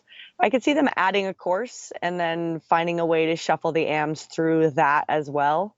And having more than one location, which I realize, costs a lot more staff and resources. Mm-hmm. But this is a huge place. If there's a will, there's a way to do it. So there's certainly the resources here to make it happen. Yeah. But yeah, I love the Jeffs though. I mean, the only other thing I do wish about the course is that, it's super distance heavy on the ladies side. I'm playing for par on a whole bunch of holes. Sure. So, I mean, it's still like, I still find it kind of absurd that, that in course design, we still as a community think that what's best for the open men, is also best for the open women.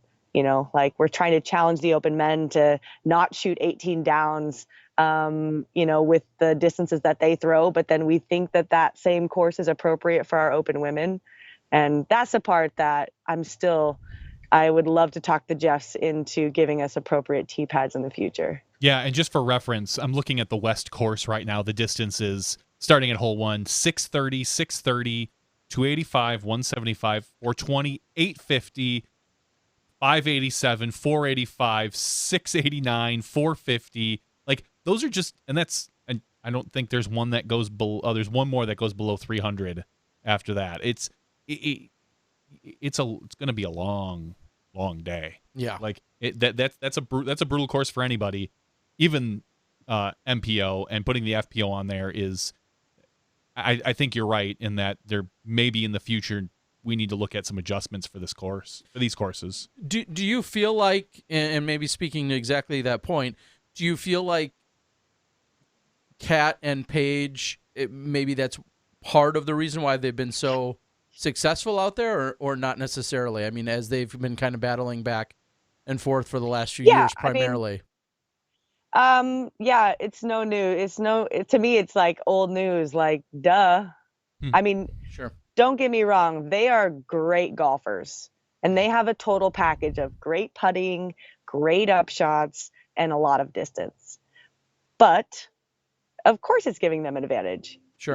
When the rest of the field has to throw a distance driver and they can throw a fairway driver, and they can get to hole, I mean, even on distances that we can all get to, they have an advantage, but even more so on a bunch of the par 4s out here, you really have to be popping off like 350 each shot, regardless of what shape it should take in the air. You have to be getting that far up to even give yourself a circle's edge look. So, I mean, most of the players aren't throwing that far on the lines they have to take to get there on those holes. So when you can throw 400 feet, and maybe a 350 hyzer, now all of a sudden everything opens up. Sure. Okay. Now, switching gears just a little bit, talking about what you're throwing, how you're throwing. Of course, you're one of the, many will say that we saw switch from one sponsor to another this year. Are you comfortable with where you're at and your bag is at? Maybe is the best way to word that. Are you comfortable with all of your discs?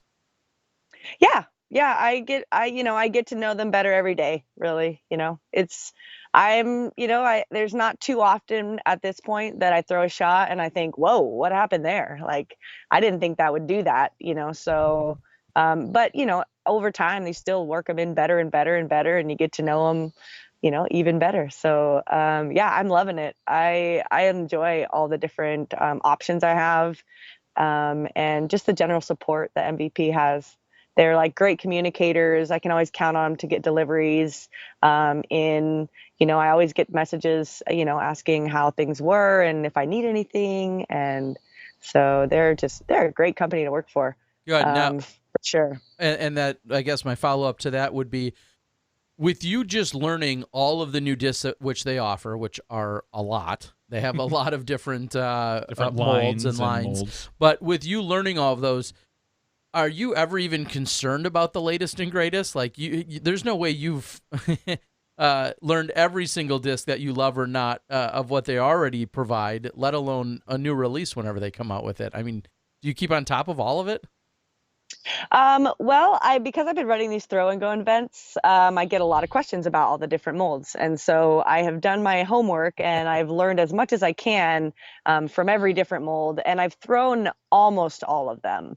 And also MVP is great about sending out tester discs. So I have access to all the latest molds prior to the public. So, I can help people kind of understand, what the newest stuff is. We just came out with the Lift with Streamline. And then the Pyro right now is kind of all the rage, which is an overstable putter in the Axiom line. So yeah, it's been great. Like learning all the discs has been difficult, but it's just like anything. It's just a challenge trying to figure out what everything is and how it compares to each other. And then it's kind of fun. Like I learn something new about my game every time I'm throwing a new disc. Whether it's, man, I really don't like how that type of disc feels, or, I didn't really think I'd have a slot for this, but I do remember that one hole that I was needing something less or more stable, yada, yada. So it's fun. It's great. Well, so dare I ask, I mean, you're the money maker in terms of out there and actually throwing them. Does your caddy, is he able to keep up with everything that you have going on with which mold and where it's most applicable? Oh yeah, he definitely knows. Okay. He for sure knows. I play almost all my practice rounds with him. And he also helps me at the throw and go events. So he knows a lot of the molds just from that. So go ahead and break those down for, now that we've referenced them a couple times, and I know it's something that you've been very actively, you came into the season very actively excited about. Name what those are, tell everyone what those are, and how they, what happens at them. The events. The throw and go. Sorry. Okay. No, I was. Yeah, I was like, no, I'm sorry. Where are we going? My bad. I don't know where I'm going. So it's essentially a 2-disc challenge, and you pay like, what is it, like, it's $35 and you get 2 discs, a towel, scorecard, a reusable scorecard that I hand make myself, by the way. Dang. So. Okay. And so you play with the 2 discs that you get to pick out basically any 2 discs, a putter and then any other disc. And you play your round with those 2 discs. It could be pretty much any mold. I have almost all the molds in multiple weights, so I try to have a huge variety for everyone. You're playing for handmade trophies from me. There's always a putting contest, and then some of the kind of the more appealing parts of it that you may not get at other events that pros run is I do a free clinic for about an hour, and I cover the mental game, I cover sidearm, and then I also can cover difference in putting techniques.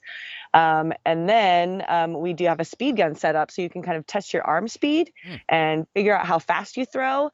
And you can kind of test your backhand versus your sidearm.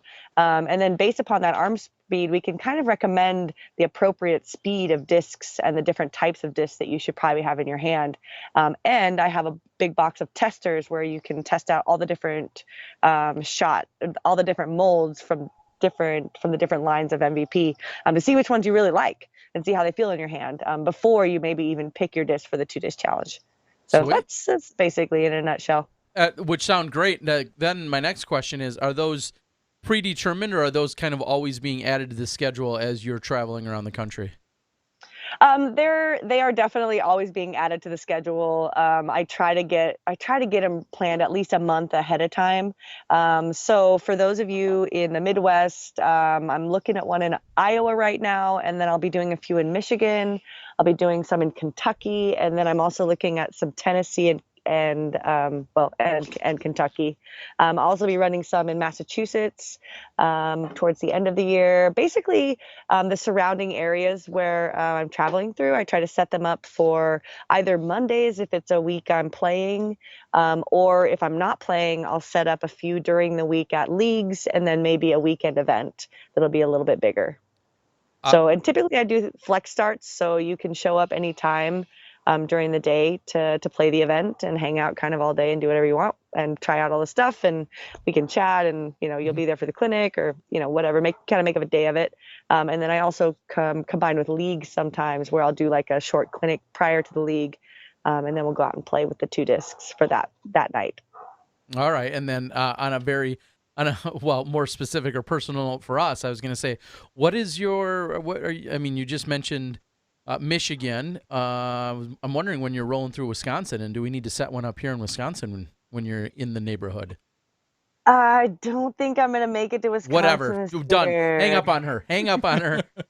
I don't think I'm going to make it, because I'm going straight from Zootown, Missoula, next weekend to Ledgestone.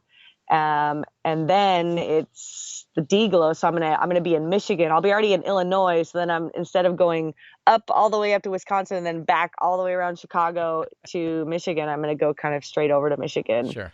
And work with the different clubs there. Whatever. So if you're in Michigan, hit me up if you want me to come. But I'm sorry, Wisconsin. No. And Minneapolis. I love both of those places, so I apologize. Next year. Well, and honestly, it makes some sense that if you're going to spend a little extra time in any given area or state, obviously MVP being headquartered right there out of Michigan, I'm sure there's going to be some stuff going on with what they have, with the headquarters and whatnot. So that makes perfect sense as well. And I haven't been to the headquarters yet, so I definitely want to spend some time up there hanging out. Yeah, well, that sounds like a good time for sure. Anything else you want to share with us here, Sarah, before we let you go tonight? No, I guess I just want to thank you guys for having me on, and any ladies out there, look up La Nina for next year. And any ladies who are kind of interested in supporting, maybe with the women's committee, we are actually looking for a social media person right now. So if you are a lady that'd like to donate a little bit of time and helping us with our social media stuff, please reach out to me. We're looking for candidates. And yeah, just cheer for me this weekend at the Beaver State Fling. I'm looking forward to playing and seeing how I do. Well, you will see Johnny V and myself will be out there covering FPO lead card. So I hope to make it. We definitely expect to see you. Yeah. And looking forward to it. Yeah, thank you. I'm excited for you guys to be out there covering us. And yeah, thank you, MVP Discs, Disc Sports, and Paragon, Rickaroon, Zuka, Disc Golf Strong, and One More Round. Thank you guys for supporting me this year. And if you want a signature disc or anything, you can hit me up this weekend if you're here, or hit me up on Instagram or Facebook, and I can send them out to you.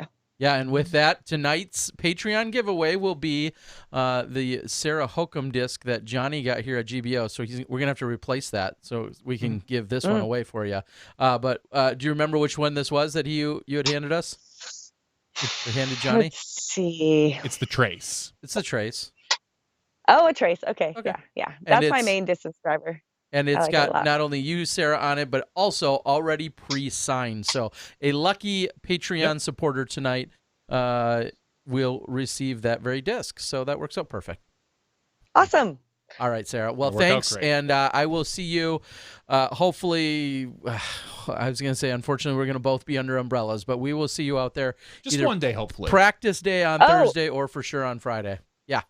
That reminds me, I have 2 umbrellas for you that I've been carrying around, right? You asked Yes, me to be your thank umbrella you. holder. No, Oh, you're good. That means we thank don't have you. to bring umbrellas? Yes. Oh my gosh, that's Yeah, right. I have 2, and I have even another one you could borrow. Oh, yes. Well, thank you very much. We will take you up on that, and that's one less thing I have to pack now. That's right. Yay. Good call. Thank you. You gave them to me at the memorial, I remember? did. That's right. Yes, I did. Well, and I don't like to bog down any of our players with too much, but I think an umbrella and that fits stores everywhere. pretty easily. Umbrella fits everywhere. I thank you we for got that. space for that. All right. Yes, We no worries. appreciate it. We'll see you in a couple days. Thanks, Sarah. Thanks a lot, Sarah. Okay. Bye. See ya. Bye, Smashies. All right. And Sarah Hokum, not only our, of course, 2012 world champion, but also the winner this last weekend at the La Nina. So thank you to her for joining us. And our umbrella champion. Yes. Fantastic. Yes, that is always. I think I have an umbrella. Probably with every pro. Well, no, not necessarily. I have at least 1 or 2 in the Disc Golf Pro Tour trailer, and I have at least 1 or 2 in the PDGA trailer. And it makes more sense just to leave them there. And then on the weekends, if I'm not around and somebody needs an umbrella, it's right there for them to use as well. And when I am around and need one, well, it's also there. So it works out great. It all of clearly us. does. Yeah. All right. And as we said earlier, we'll be giving that trace away, already signed by Sarah Hokum. That was a pickup at the GBO. GBO, Robin gave that to me. Thanks, Robin. Yeah. I'm going to turn around and pay it forward. And I told him I was going to make it a Patreon. All righty, Johnny. Is there anything else in the official news that needs to be covered before we close out or head to an after show? Not really official news. I saw that they're starting to show a new Paul McBeth prototype disc popping up. Oh, yep. Looks more like a fairway driver. Not so It much, is. Not so much. Have you seen it? Have you had your hands on it? I'm not telling that, but I will say no, I know that Nate Heinold over at Ledgestone made a little teaser saying just that there was, in fact, a fairway driver that will be... I believe it's going to be part of the Ledgestone Player Players Pack. Pack. And I saw that a couple YouTube videos, at least one for sure, has been made of someone showing it. I don't believe they threw it, but they did do an unboxing and just kind of put it up to the camera so you could see the dome and the rim and all the stuff, other stuff people care about. Yeah. It looks, it seems to be what everyone is saying is a slower speed disc, more towards like a 8 or a 9 speed disc. Oh, so, speaking of which, which does, well, and this brings up and I was going to actually do research on this, but I don't think I need to. So if I'm wrong, I'm wrong. Just ask me. Yeah, you don't know either. I had this random thought just yesterday that I am. Call it a PSA. Call it a rant. Call it whatever you want. I do not believe, and somebody please correct me if I'm wrong, I do not believe there is any official chart or what's the word I'm looking for in terms of determining speed. No, other than somebody at the factory, usually the designer, picks it up and says, I think this is a 9 speed. There's not. It's not like there is no it's bar. It's all. What's the word we're looking for? There's no standard. Standard. Thank you. No standard. No, there's not. It's just literally what the manufacturer says. So one manufacturer says it could be an 8 speed. Another manufacturer looks at it, that goes, no, that's more of a 9 speed. It would be different if you could measure it based on like rim diameter, sure, or like, oh, if it's greater than 2.1 centimeters, I'm just throwing numbers out there, it's going to be a 12 speed. If it's greater than 2.2, it's going to be a 13 speed. But none of that's out there. It would benefit all the consumers, but there is no benefit to any manufacturer to conform to that right now. Ultimately, you could create a disc and call it a 15 speed because it's your own speed rating is truly what it is. Innova came out with the speed ratings and everybody kind of followed suit, but there was no standard as to. There's still no standard, people. No, yeah, that's no. I mean, I don't know what else to say about that. And to follow your point exactly, Disc Baron, as he says, wouldn't that be true of all the flight numbers? Yeah. And resoundingly, absolutely, positively, yes. Until they someone are made up. Yeah. They're estimates. Sure. Let's say that. Estimates. I wouldn't say they're made up. They're still made up. They're You're rough telling guesses. me, well, I throw this disc and I feel like it has a glide of this, which is I think the most interesting of all the numbers. Me too. It has a glide of this, and this next disc has a glide of that. I don't believe there's any math. No, until you can come up with a uniform machine, as I think we've talked about before, that can throw different speeds with different, I would say, different spin rotations, the speed of the rotation and the speed of, I would say, the throw itself. There's no way to know, because you and I both know you take a putter and you throw a slower arm speed but a faster rotation speed, and it might flip up more, as opposed to almost no rotation and a lot of arm speed where it just flips over and acts stupid. Until there's some sort of uniformity, it's all rough guesses. I think people would be more inclined to look at, like I said, rim diameter and stuff like that, but those are so hard to it's very hard to know and think about, like, oh, this is 2.1 versus 2.2 versus 1.8 versus 1.7, and then you've got, the dominess of it, and that just tells you, there's the actual bevel of the flight play. It's all, there's so much, and I understand, as far as the manufacturing goes. As the board is lighting up, letting me know that rim diameter or rim width may be a major indicator, and that's fine, but they're still made up. And I understand how they are arriving at them, but at the end of the day, if you want to argue with me that this is a speed 11 or that's a speed 12, the two companies could submit discs that literally have the exact same specs in every single way, rim, height, everything. They could submit two discs. One can call it an 11 speed, one could call it a 13 speed, and guess what? No one's stopping them. Yeah, no one. Yep. So I hate to melt any hearts or blow any minds here, but those numbers, and I agree, of course, they're a best guess, but those numbers are otherwise made up. Correct. And if you really don't believe me, next time you see a new disc come out, and I'm not picking on any or all the manufacturers, but next time you see a new disc come out, won't it be convenient that there's already not a disc with those exact same specs, and that it's going to magically have at least one of those numbers slightly off? Call that coincidence, call that marketing, but just so you guys know, all of those numbers, there is no set standard. There is no one controlling or measuring.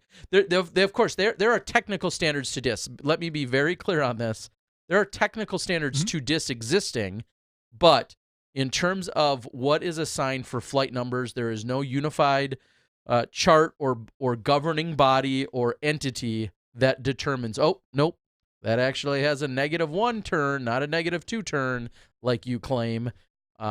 So, as Disc Baron says, flight numbers are at least 50% marketing, and the other 50% made up. Yeah, exactly.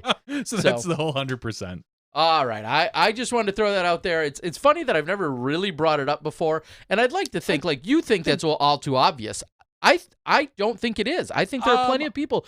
Every company almost now has a flight chart. Some companies, some disc sellers like Marshall Street has their own flight chart, and then there's whatever. Why wouldn't you assume that's an official standard? Correct. I think newer players could fall into that pitfall and say, oh, no, I mean, this is a faster disc because it's an 11 versus, a 10.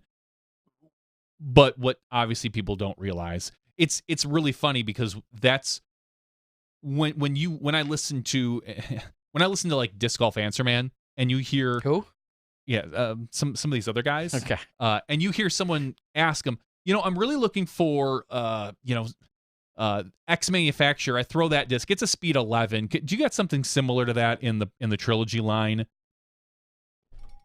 I kind of chuckle at that, because yes, you can compare discs to say, oh, this disc is a lot like this disc. They both do about the same thing. But to hear and listen to people get so hung up on some of these numbers, like, oh no, I really need that 11 speed. My 12 speeds aren't working. I think I need an 11 or a 13. Like, really? Yeah. Because guess what? What you are calling a 12, someone else could be called a 12 or a 13. Especially between manufacturers. Like, you could almost get away with saying, well, they're probably more consistent within manufacturer, even though I don't necessarily buy that either. But you could at least, that's a hill you could go die on. When you start moving between manufacturers is when everybody else kind of, I just, throw it all out the window at that point. Yeah, well, for what it's worth, I guess I was just thinking of, I don't know why I thought of that the other day, that it was worth sharing to me.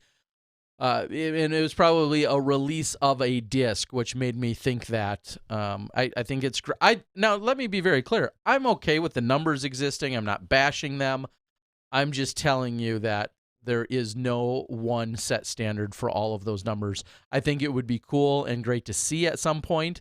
But I got to tell you, I've said this before, if I came out with a driver tomorrow, the disc golf disc company came out with a driver tomorrow, damn, you better believe I would have my own flight chart and it would somehow have a higher rating just purely based on marketing. Oh, this is the Speed 97. It would be kind of fun to have a manufacturer come out and just kind of throw those numbers aside. Vibram did that. Oh, did they? Yeah, I know. It's crazy to think Steve Dodge went outside the box. But when Vibram, and I'm sure there's some rubber heads, as they're called out here, when Vibram, they had this crazy numbering on the back. And if I recall, because I did stock them for a while, it was something about amount of turn and glide or fade, but then also something to do with, like, when thrown at a certain speed. Like, the numbers were, it literally would say like 44, 16, and 99 or whatever it was. Mm-hmm. Like, they were not your standard flight chart numbers. And so I know somebody on the board can certainly clarify that for me, but they did not adhere to the, quadrant flight chart numbers. That I do remember. He's saying Vibram did it by miles per hour. Exactly. Something about if thrown at this mile per hour, it would have this much speed or fade or whatever. I don't remember. As Disc Golf Nerd said, the Vibram numbers were way too complicated. I 100% agree, and I find that very funny and fun. But even if you abided by like 3 of the 4 numbers, and then just like, oh no, my disc speed goes up by 5, so 5 is the base, then 10, then 15, then 20, and your 20 is really just like a 6 speed for everybody else. Yeah, exactly. It would be really, it would make me chuckle. And then now some people are also telling us on the board about, MVP tried not to use flight numbers, but their different way was more confusing. Again, Vibram. And part of this also comes up as the conversation forever. Kids back in the day, the 2 main major manufacturers in the sport were, in fact, Discraft and Innova, way back when I was a kid. And Discraft always had a very simplistic numbering system that ranged from like positive 2.5 or 2.7 to negative like 1.5 or 2. 1.5, yeah. And that was it. It was essentially a stability guide. And Innova didn't have anything.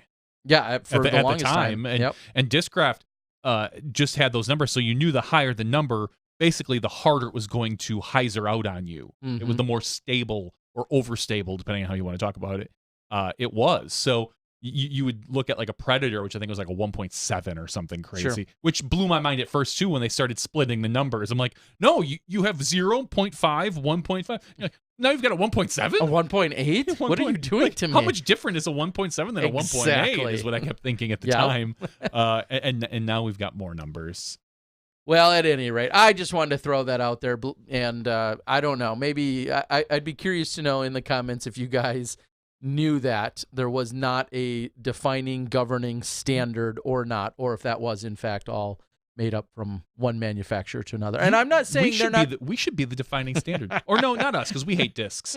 We're not good. We don't hate discs, but we're not good at the thing. Disc Golf Nerd should be the guy. Disc Golf Nerd. Everybody send all your new plastics to Disc Golf Nerd. He'll go out, he'll throw it 100 times, But and then he'll just make up a number. here's even my problem then- with that, though. And then he's going to be the guy standard. you need He's to the look gold at. standard.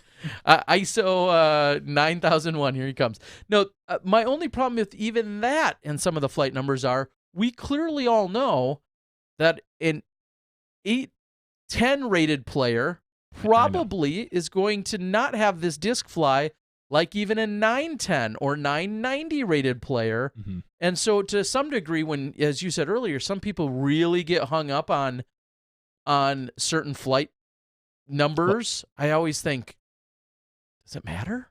No, it Like, does. depending on your skill level, like some of those numbers don't matter. Your form's terrible.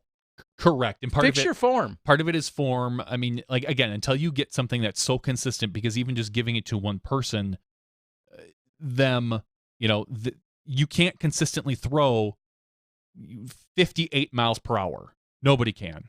Not even Simon, and he's one of the best to constantly hit that, to say, okay, when I throw it at 58 with this angle versus slightly different wrist angle versus flat, because even what you're thinking is throwing flat may still have like 2 to 3, 4% angle on it any given throw. So even if you throw it 100 times, you could only kind of get a rough estimate.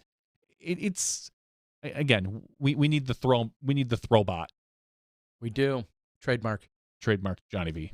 The Smashbox throw bot. Someone get out there and make that and then give it to us. We'll have you on the show. All right, guys, we're going to close things out with that random side rant topic here in the regular show. We'll have the after show where we'll talk about a few other things, golf and non-disc golf related. As we are wrapping up, Johnny V and ourselves and myself are going to be packing things up and heading to Beaver State here, and we'll talk about that in the after show. So I'd like to thank Chris Rodriguez, of course, El Guapo Baskets. If you need baskets and you want to support a guy that's out there wearing plenty of hats, hustling around, working hard for the entire sport of disc golf, not just for the women's side, but really for everyone, certainly consider making your next disc purchase from El Guapo Baskets. I would like to thank Sarah Hokum, our champion from this last weekend at the La Nina, and we'll see her in just a few days at Beaver State. For Johnny V, Terry Miller, the disc golf guy, that's been podcast number 250. We'll see you in the after show when you step inside the Smashbox. Thank you to our $2 and above patrons. Your name is listed below in the credits. If you are interested in being listed as a producer in the SmashBoxxTV credits and supporting this and other fine podcasts, please visit patreon.com/SmashBoxxTV.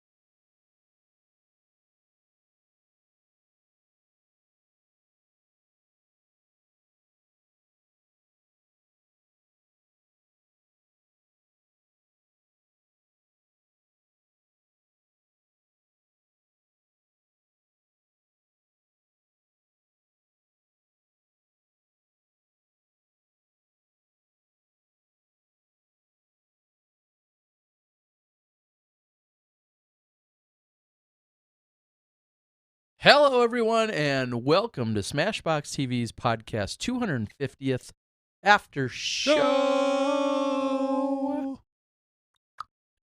We're here pre-BSF, Beaver State Fling. Is that like pre-flight number PFN?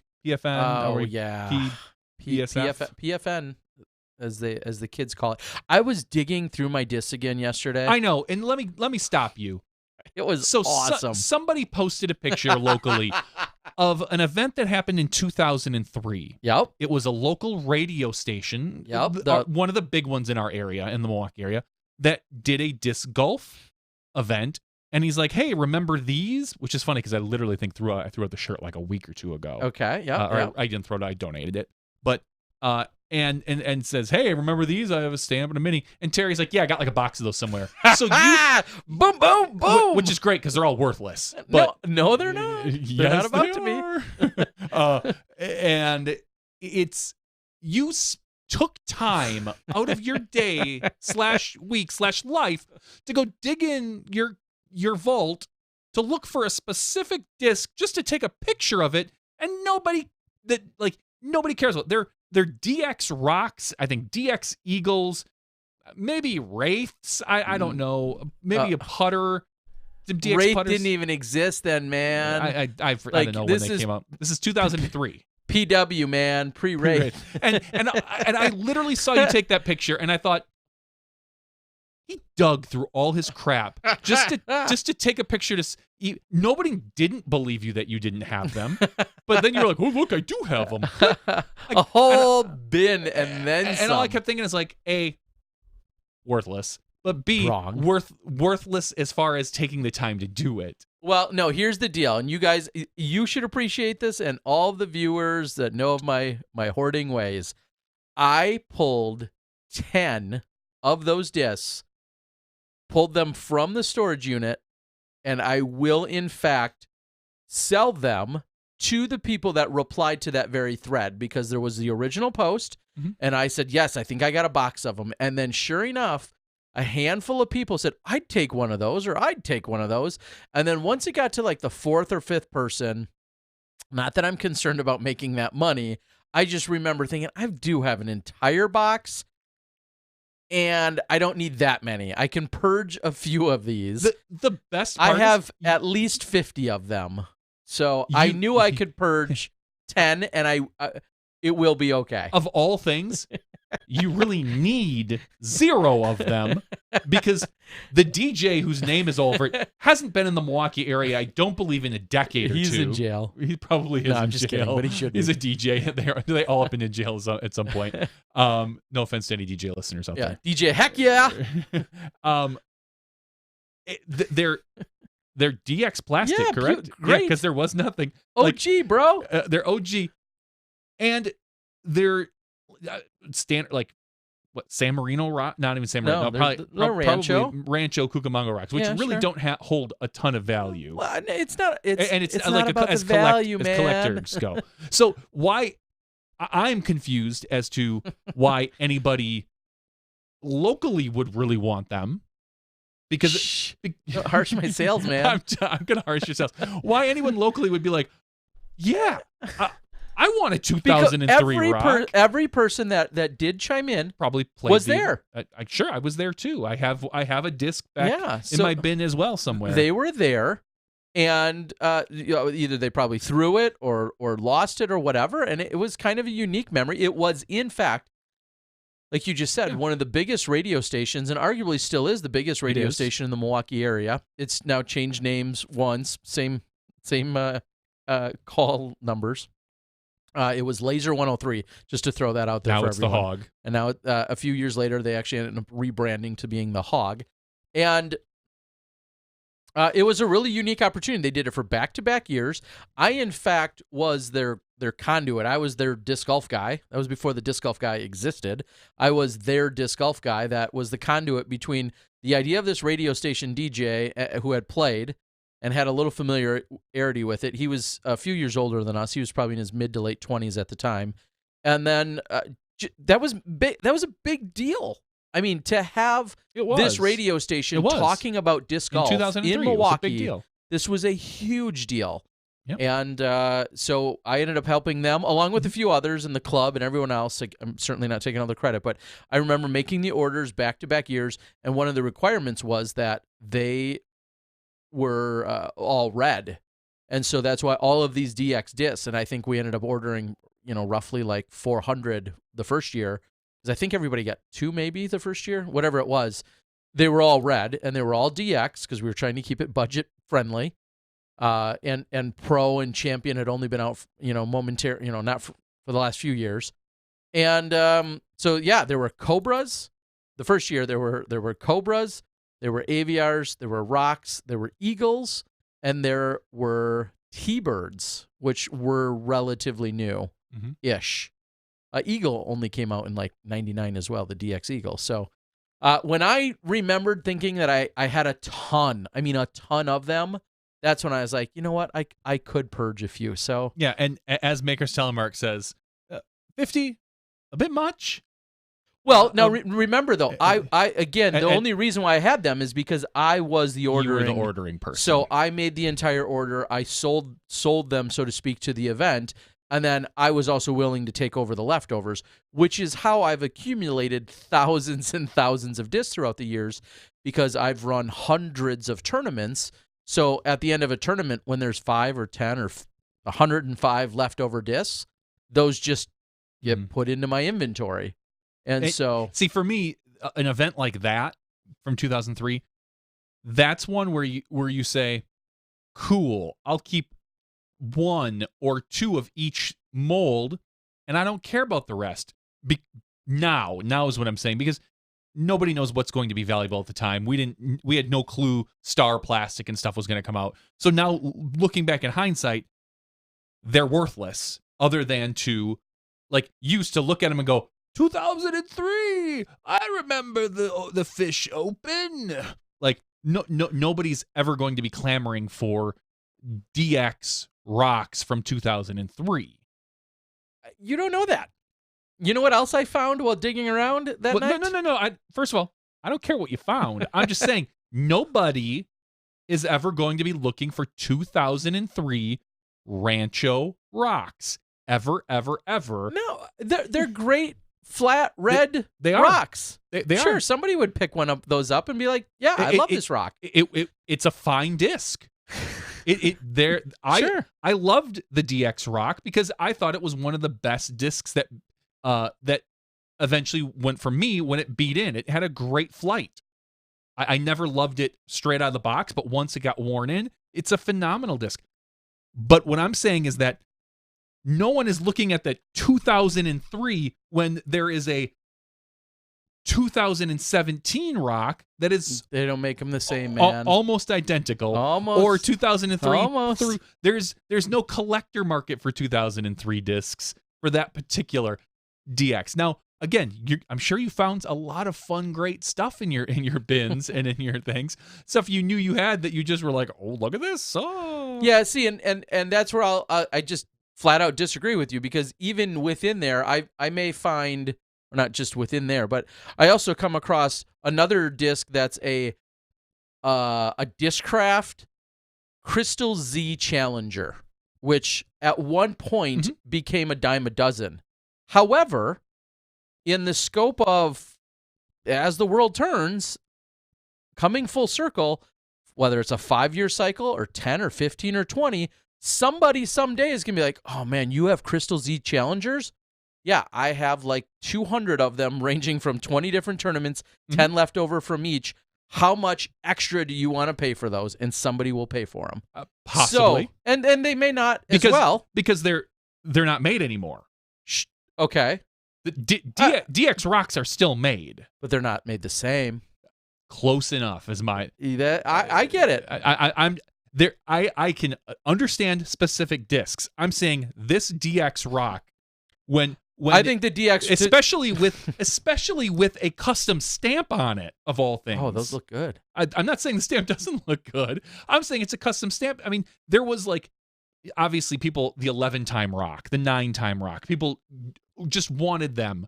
But we all know that the rock, that 11-time rock with that specific stamp, is almost identical probably to the same rock with a different stamp that you don't know is an 11-time. Mm-hmm. This 2003 DX rock has the custom stamp, which from what I've seen, devalues most discs. It depends. Agreed. Now, here's what I will give you. I feel like... Plus, there were a billion rocks made. The DX Gazelles, the DX Eagles, and the DX T-Birds from that run, I feel like are far less sought after overall 15 years later. The DX Rocks and the DX AVRs, on the other hand, I feel like have a higher potential for holding or increasing in value. I'll give you holding in value.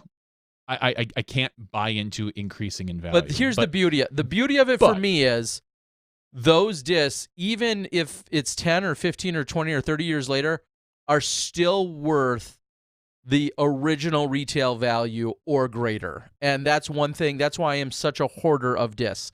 And that's why I don't go necessarily and go invest in, we'll say, collectible or flash of the pan, like hot disc of the month. Mm-hmm. I always know that no matter what, every disc I have in storage, I could get at least retail for, going standard retail price for. And I think that's part of the reason why I've had the obsession with holding on to discs for so long, because they're not going bad. Now, we both know I may have a disc that came out, and I think of a white on white embossed champion rock that got as high as $900. Yeah. And I didn't sell it. And excuse me, could I get $900 for it today? No. But so I may have missed the boat there. But guess what? I'll still get the $25 that originally went for when it was originally sold for $25. So, which is funny because we'll just take the Gazelle, for instance, the DX Gazelle, which I'm assuming that was my go-to disc in the late 90s, folks. Same here. I had a 167 Gazelle with a. I've got about 167 Gazelles, but go on. That it is. To me, it's almost less valuable. Like, you know, the time it was a $7 disc. Sure. Like, to me, I would look at it and go, why would I even pay $7 for this 15-year-old disc when I can get, a brand new one at this point? Like, and because it's still a Gazelle. Now, the rocks are a little different just because it's a rock. And if the Gazelle ever goes out of print, at that point, then it may increase in value. But I think as long as the Gazelle is, because we know the rock is never going out of print, ever. They're never putting it out of print, ever. Never. The Gazelle, at one point they could go, you know what? We don't need this Gazelle anymore. We have, all these other discs that have replaced it. It doesn't really sell much anymore, and get rid of it. And maybe it goes up in value a little bit. The problem is, at this point now, it was never a collectible disc. It's probably never going to be a collectible disc at any given point. And the only people that would want one might be collectors, as just to look back and go like, yeah, I've got one of the old Gazelles. I have 209 Gazelles, and my thing is to collect them with different custom stamps, and that's where Tear Bear cashes out. Good luck with that. You are my man at that point. Yes. When you're ready to good luck get with some. that. So anyway, but I will say you have plenty of very collectible discs and very valuable discs because of this particular strategy that you've had. And I don't fault you for that. I'm particularly taking this small slice of pie and looking at it and going, I understand why the locals want them. Is for the people that played and this and that. Like, it makes sense. And if it were me, again, I wouldn't pay more than $7 for it. Well, then you're not getting your hands on one. I don't want one. I literally have at least one, maybe two of them. I could probably go in that closet right there and get it within, that's cute. You got one or two. 2 minutes, yeah. That's all I want or need. What I also found in some digging around, and I found actually a bunch of them. Not only did I find a ton of bar stamp buzzes that I forgot that I had, of original ones, but then also it's like that rainy day fund, or that, finding that $10 or $20 or $200 in your pocket, whatever it is when you find a brand new proto star stamped, slightly transitioned star first run destroyer, and you think, wow, this is why I tucked this guy away. Yeah. And I love it. All right, we're gonna move on from talking storage discs. Yeah. And destroyers, I think, will continue to have value because they're such a popular disc. Well, I've got some. I'm sure. So, this is an old random. We're going to totally switch gears from disc golf for a moment and talk about something completely random. Which, are Yeah, when I was in, I don't know, covering an event somewhere, I finally took a few moments. I took a break for myself, and I tried to find out what all the hype surrounded. And it's old news now. You know, sometimes I'm behind on the times if it's not disc golf related. I watched the Fire Festival documentary. Yeah. Oh yeah. Wow, welcome to November. Oh, it's only that old? I don't know. I think Okay. I think it's maybe it's February or something like that. It's quite a few months old. I don't have that kind of time. Sorry. Yeah, you do. So, You travel but a lot. I did. You're in a lot of airports. I did consume it, and you and I have never even talked about it. You saw it? Yeah, I did. Right? I did. The Netflix version. There's two documentaries. There's a Netflix one and there was a Hulu one. They came out within like weeks of each other. Really? Yeah. How did they do that? So Somebody sell some rights that shouldn't have or couldn't? Or no, how? I don't think there were any rights to be sold. My understanding is, so this thing was such a disaster that, you know, one company said, oh, we're going to do a documentary. Another company thought, hey, that's a good idea.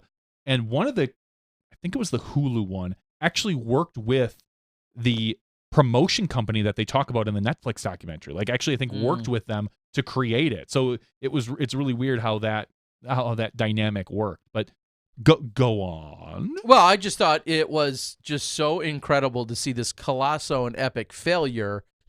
And then, of course, I think what gets people, I would assume, one thing that gets people so infuriated, at least me by the end of the movie, is just this arrogant, cocky, just jackass nature of this guy, that even after he's had this, you know, colossal failure and ruined, you know, the local lives and or, you know, just screwed, maybe is a better word, screwed over the locals and everything that was the fallout from this. And I think he may or may not serve jail time, or did, or has or hasn't, or whatever. And I just think, okay, that still doesn't help the, you know, the local restaurant owner who's out, you know, $50,000 or whatever it is that she ultimately had to lose over it.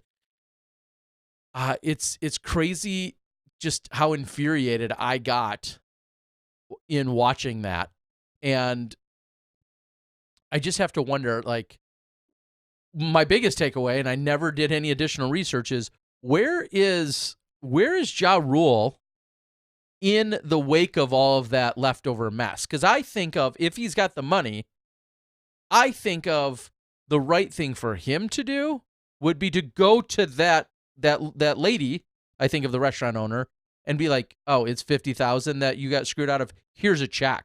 Like, when you're Ja Rule, I feel like he can. Maybe Ja Rule can do that. I don't know Ja Rule's financial situation. What I do know is it was a couple months ago, Ja Rule was in Milwaukee after a Bucks game.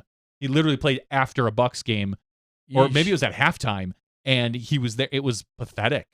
Like, he's trying to get people to sing, and it was just like people were ignoring him. Literally, I think you saw Giannis taking like practice shots on the court. It must have been at halftime while he's performing. And Ouch. nobody cares about what Ja Rule is doing. And but I understand what your concept is. And could he do that as a great PR stunt? Sure. Does Ja Rule probably care? Probably not. Like, it, I mean, other than getting good PR, I mean, well, sure. And it's not, I mean, no, mind you, and I know, I don't think someone else should necessarily has to come in and save the day. I just think when he was right on the fringe or directly involved with it, I feel like that would be the right move. But anyway, that's it. It was just a kind of a random thought. I don't consume a lot of new stuff necessarily. Of course, I heard the hype and people talking about it as it was all going down, and then even as the release came about, I never prioritized it in any way, and I was able to actually consume this little documentary. I think the other takeaway for me is interesting to see someone, whoever's camp they were in, whether it was the promoters or, like you said, this production company, someone making the real-time documenting of it all. Like, because obviously those documentaries are so much less impactful when there's not, you know, and everybody's just talking about it after the fact, as opposed to someone that filmed every single step of that complete and utter debacle. Like, it was it was crazy to see that. I started watching Good Omens, which is on Amazon Paul Prime. Nope. Which is on Damn it. Amazon Prime. It is a Neil Gaiman and Terry. I want to say Pratchett. It's not Pratchett. Anyway, It's originally a book. It's basically about an angel and a demon coming together to help stop the apocalypse. And I'm halfway through the second episode. My wife started to fall asleep, so we had to turn it off the other night. But it's so far, after the first episode and a half, I'm liking it quite a bit. Yeah, let's get a Ja Rule custom stamp. I doubt his people would come after us. I highly doubt it. Maybe he doesn't have people to even do so, but yeah, I think we'll be all right. I mean, his career is. I mean, the Bucks instance is one thing. Mm-hmm. Is that above or below our local state fair, Wisconsin State Fair, which is a pretty big deal? But is playing there, is that above or below the Bucks game, playing at our state fair? It depends when during the state fair you're playing. Wow. I think if you're playing before 7 o'clock. Okay. Then I thought you meant in the week, but you mean at night. At times. At Sure. times. Like if you're playing before 7 o'clock, then the Bucks halftime is a more prestigious gig. Okay. If you're playing after 7 o'clock, then the Bucks halftime is less prestigious. Because they usually, obviously, you're a headliner then at a state fair, and some state fairs are fairly large, including Wisconsin's, and they tend to pull in usually one or two really good names for that, as opposed to a halftime of the Bucks game. And speaking of basketball, although we're quite light on other sports, we realize, just to timestamp this one right now, Raptors, I think those are guys from the Canadian place, the Raptors and the Warriors currently one game apiece in the NBA Finals. Yeah. Yeah, so we're watching the video right now of Ja Rule playing and Giannis just taking 3-pointers in the middle of his concert. Just look up Ja Rule in Milwaukee and you'll see it. It's pretty hilarious. And so at this point he's like trying to get a callback from the audience, like, let's give it up for, and nobody's responding. Wow. Like, nobody cares that he's on stage.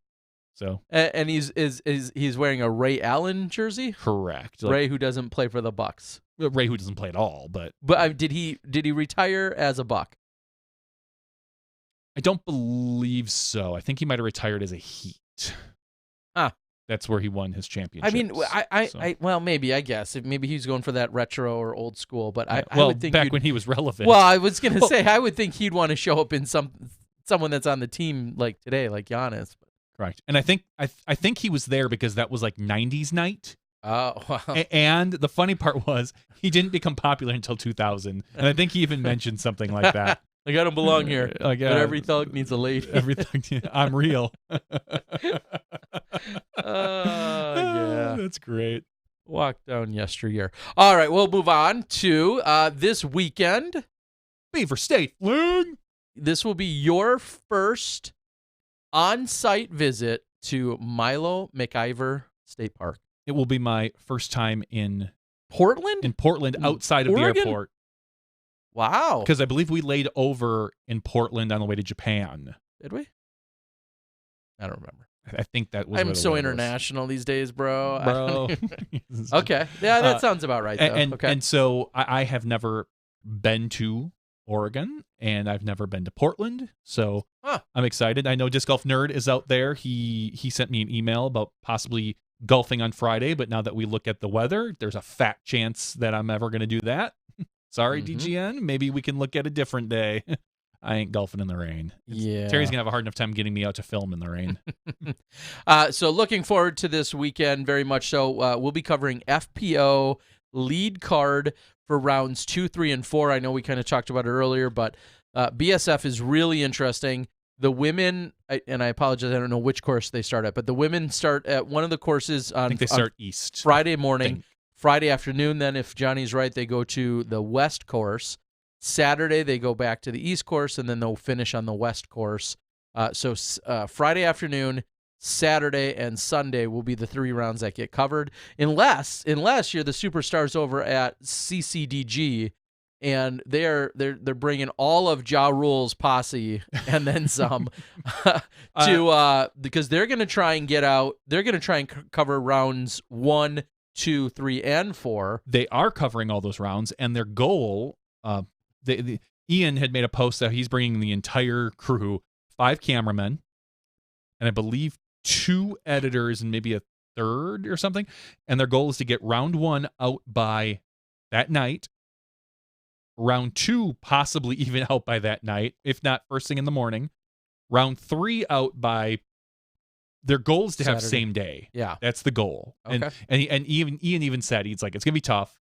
So it might roll into early the very next day, but they're gonna make an effort. And so they're bringing, I think he said, a throw, a catch, a reaction, fairway reaction, a slow-mo, and then a fairway reaction cam possibly. Which I'm trying to think of what the fairway reaction cam is going to do.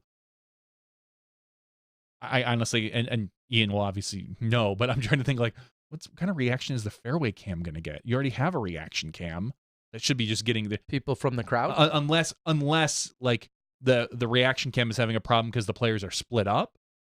So now you're gonna have a second reaction cam, more or less. But unless I asked if it was going to be a reaction cam for the cameraman, and I only make that joke because if many of you saw the Central Coast cameraman when Eagle missed his putt, when Peter, his jaw dropped, and it that was just happened to get him on camera. But if you had a reaction cam for your cameraman, I mean, I think that's the next step. It would clearly. We're going. I think we should mic up our this. cameramen too, so we can just hear them running and breathing heavy, even in post. It's a good idea.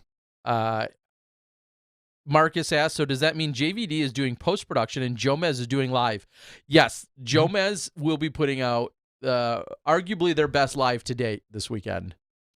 It's going to be phenomenal. So just tune in and stuff. No. Jerry has a crayon, and he's going to do follow flight with live with a crayon. That would be awesome. It's a good idea. It should be a lot of fun, and of course, tons of great coverage out there. The PDGA national tour scene has really upped their commitment to coverage, and it's just all you can say is it's getting better and better. Of course, you're gonna have UDisc live throughout the weekend, so you'll be able to follow along there. And I'll warn you guys now.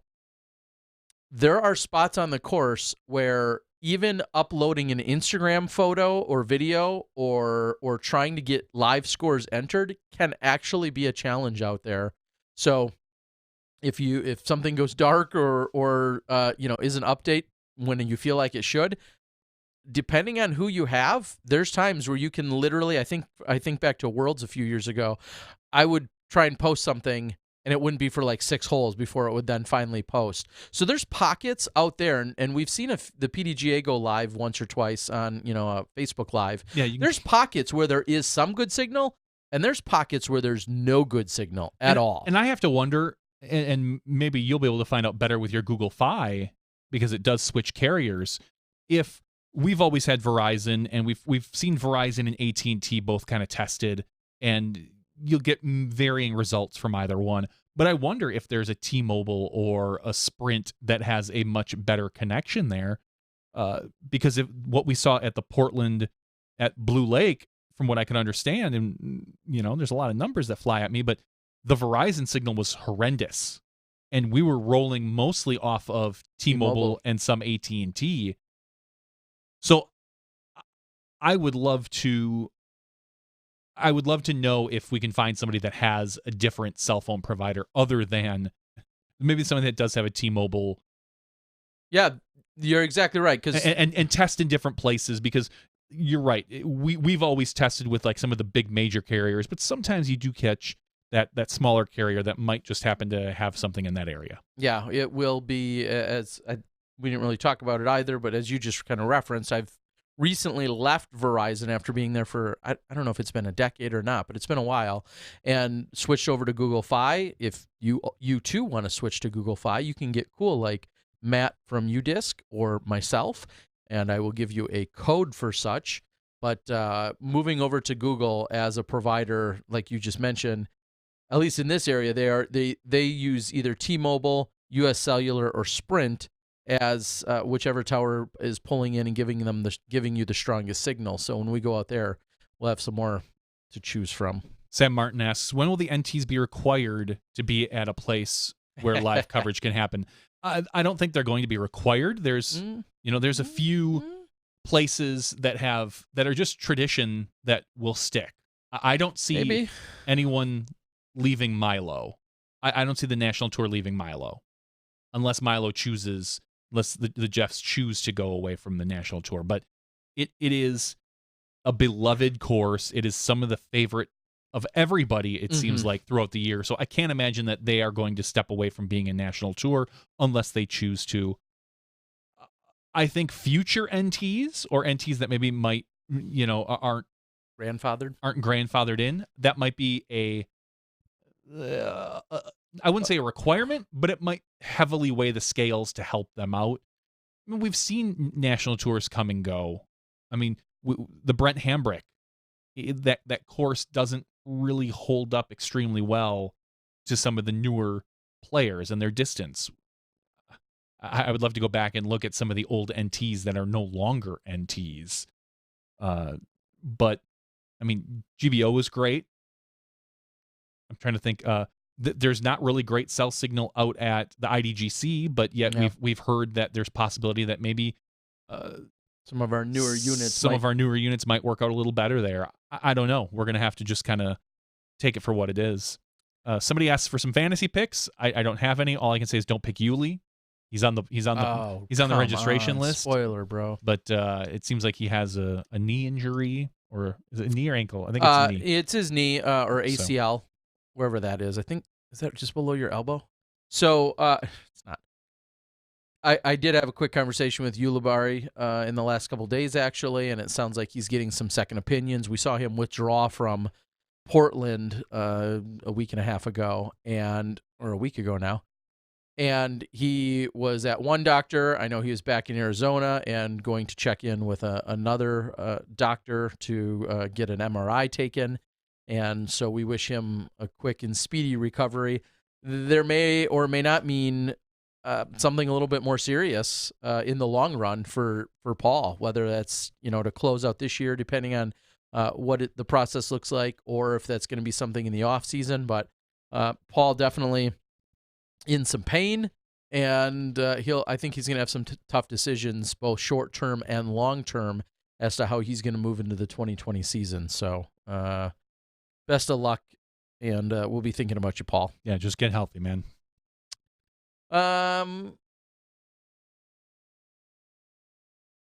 Yeah, I was trying to think of what else we're going to see this weekend. I was trying to think of your first time getting to Milo. I mean, you've seen golf and you've seen some of the golf played, so it's not like you've never been outside of the house. I understand. But let me put it this way. I'm excited to be there. I'm not going to walk on with my jaw agape and my eyes as big as saucers. It's a great golf course. I've seen lots of great golf courses in my day. I've seen all these guys play. I'm not going to be starstruck in any sort of capacity. I am excited to see the course, though, and to be on the one thing you can't replicate is being on site. It's the same way I felt when we went to the Japan Open, the same way I felt the first time I went to the MVP, the same way I felt the first time I went to GBO. Like there's an environment, there's a feeling different events have. The Memorial the first time I went was the same way, where it's like everybody was at Duke's and you're kind of hanging out and this and that. But good golf is good golf. And I'm excited to see some good golf. Yeah, it's going to be a lot of fun to watch it all unfold. I want to thank Disc Baron, who has said he wants to support the efforts out there this weekend. Thank you just so much for stepping up and saying that you wanted to be on board. Disc Baron has continuously supported us via SmashBoxx and our podcast here and our live broadcast, but also now even me on some post-production as well. So thank you very much to him. I'm not sure that we have a heck of a lot more. I know there's a little conversation going on with 5G. 5G is clearly very exciting, and that's not just exciting I guess I look at it both ways. It's exciting from just an overall technology standpoint and development, worldwide or US wide at least. And then it's exciting for us to think that at some point, if 5G, does everything that they're talking about, it could revolutionize the signal quality and the opportunities that we have as a small live broadcasting company, albeit we're a couple years from it, but at least. But it does, the excitement lingers out there that, or can build, I should say, that it could be a real game changer 2, 3, 4 years down the road. Yeah, 5G is really funny, and someone had mentioned how AT&T has 5GE, and I chuckle because it's a lie. Yeah, exactly. It's literally they just changed their 4G icon to a 5GE for promotional purposes, but Verizon and Sprint have some 5G rolled out. AT&T is very close, I guess.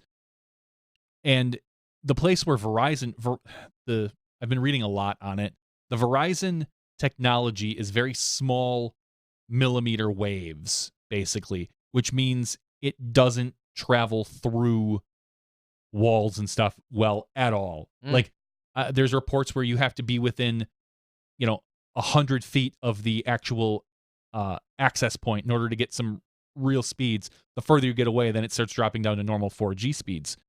The Sprint signal is a larger, if I'm correct, a larger wave, but it doesn't get the speed. So like the Sprint stuff is maxing out at between 200 to 300 meg a second, which is still phenomenal because we're talking about right now we're broadcasting at 4 to 5, and your LTE normal speeds could be anywhere from 10 to 30, maybe 50, depending on where you're at.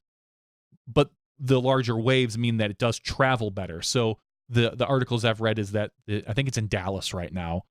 The Sprint one has better coverage, but it's a little slower. And so if the Verizon, if they stick with the 5G they have, they're going to have to literally paint this 5G coverage across everywhere. These major cities. So I don't see that. I don't see 5G rolling out to some of these rural areas for quite a while. Yeah, which is, exactly where, as we said, even if we do see it roll out in the major cities in the next year or 2 or 3, by the time it gets out to, I'll just throw out an MVP or a Maple Hill, I should say, or a Idlewild, or even, look at the DGLO. Like, that is not in the middle of a metro area. All of our best courses aren't in a downtown of any city. So by the time they actually get out to the course, again, we're talking about a few years for sure. So we're not holding our breath, but we are excited about the possibilities. And that's assuming the 5G signals and waves don't kill us as they're coming through the air and all the other untested. No, I've been doing my own reading. I may be wearing a tinfoil hat when I do it. But in all seriousness, I have read some of the legitimate health concerns that people are talking about with regard to 5G too. So I guess there's always another angle. Yeah, and someone's asking about the Starlink satellite system that's going to be spread out. It's already up there, right? Or something? They sent something up there, Tesla? I don't believe, technically not Tesla. Oh, really? I thought it was. SpaceX. Owned by whatever Elon Musk. Yeah. Okay. It's different. Okay. But ultimately, that'll be a few years before anything happens. And even then, I don't know this type of speeds you're going to get, what type of latency it's going to have. Nobody is for sure. All that stuff is well-tested theory at this point. So we'll see what we get. And I think it's funny people complaining about how they're afraid it's going to pollute the night sky with all these satellites, where you're not going to be able to get a true clear vision of what the sky is, because you're going to have all these satellites that look like stars as well. When I look at if it happens the way that is being talked about and projected, it could bring internet to the entire world, everywhere from restricted China to rural Africa, all these places that would now benefit from the luxury that we take for granted and have. It would be earth changing but people are complaining about it's going to ruin their night sky. It's going to ruin my skyline, man. Yeah, it's going to ruin the sky. And so you hear that, and people, again, these are just a minor amount of people that are complaining about this, but we'll see. Wait till a satellite falls and hits you in the head, Miller. If I can sue after that, I'd be happy. I need to live through it. But if so, I will definitely be suing right after that.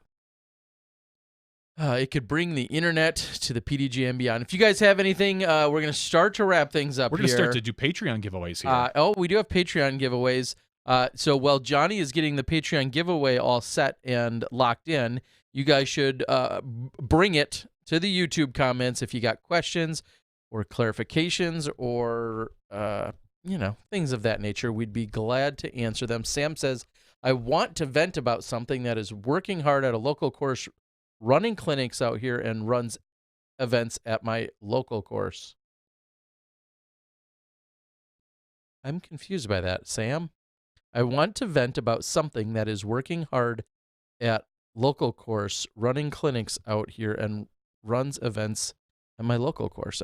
Maybe he wants to vent about someone maybe that is working hard. That's all I can gather. Well, Disc Golf Nerd, I would like to know before you said you're heading out, but are you going to be out there doing stuff this weekend, hanging out, taking it in, playing? What's your plan this weekend? When might we see you out at the course, if at all? Christy says like wind turbines will eradicate birds.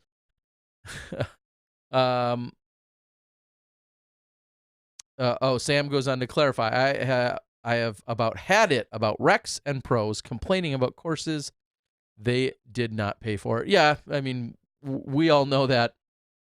Just because you don't pay for something doesn't necessarily mean people are going to shut up about it. Yeah, and we also know that there's givers and takers, and unfortunately, all too often we have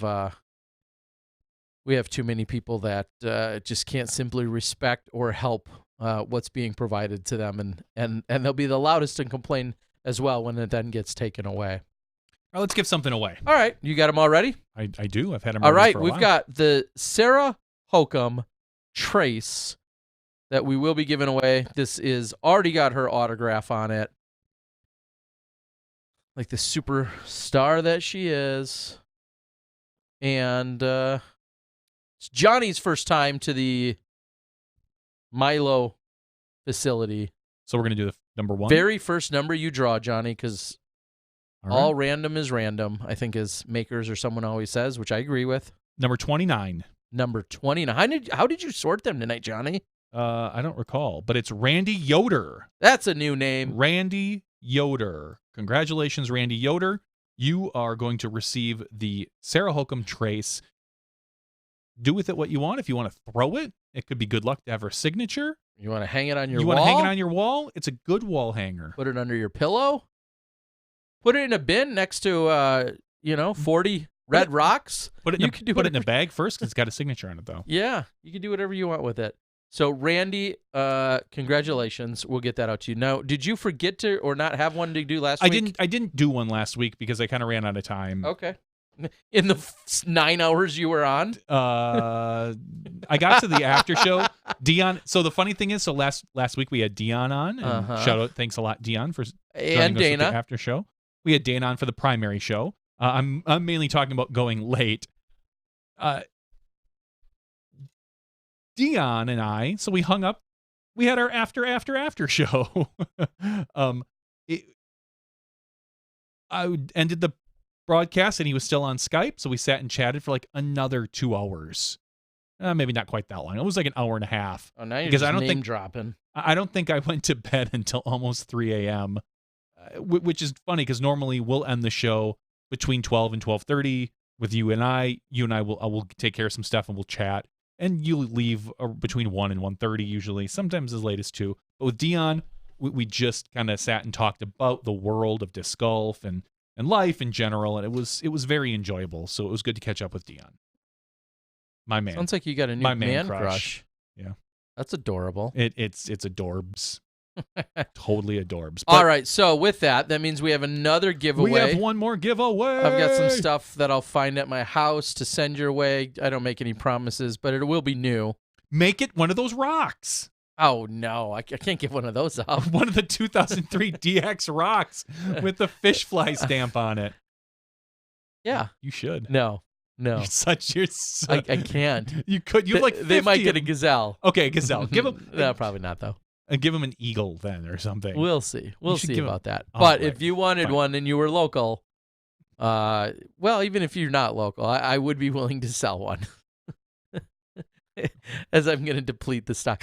And the funny thing is, I say that, and you're serious when you're like, oh, I don't know if I can. When right now, they have no more value than a rock you purchase right out of a bin right now. Yeah, sure. Well, I mean, to some. To anybody. If you like flat red rocks that felt really good in 2003 that don't feel the same now, I'm just saying. I will guarantee you this. Here's what I'll say, and then I'll let it go. Somebody someday will definitely be like, "Oh man, I just don't like the way they feel right now. I don't like the way I don't disagree. For the last 5 years the plastic hasn't felt right, or the plastic's been domey, or I don't like the ring, or something else that they've changed up or done." And somebody will say, "I'm looking for an older one, like one from the early 2000s or whatever however they word it."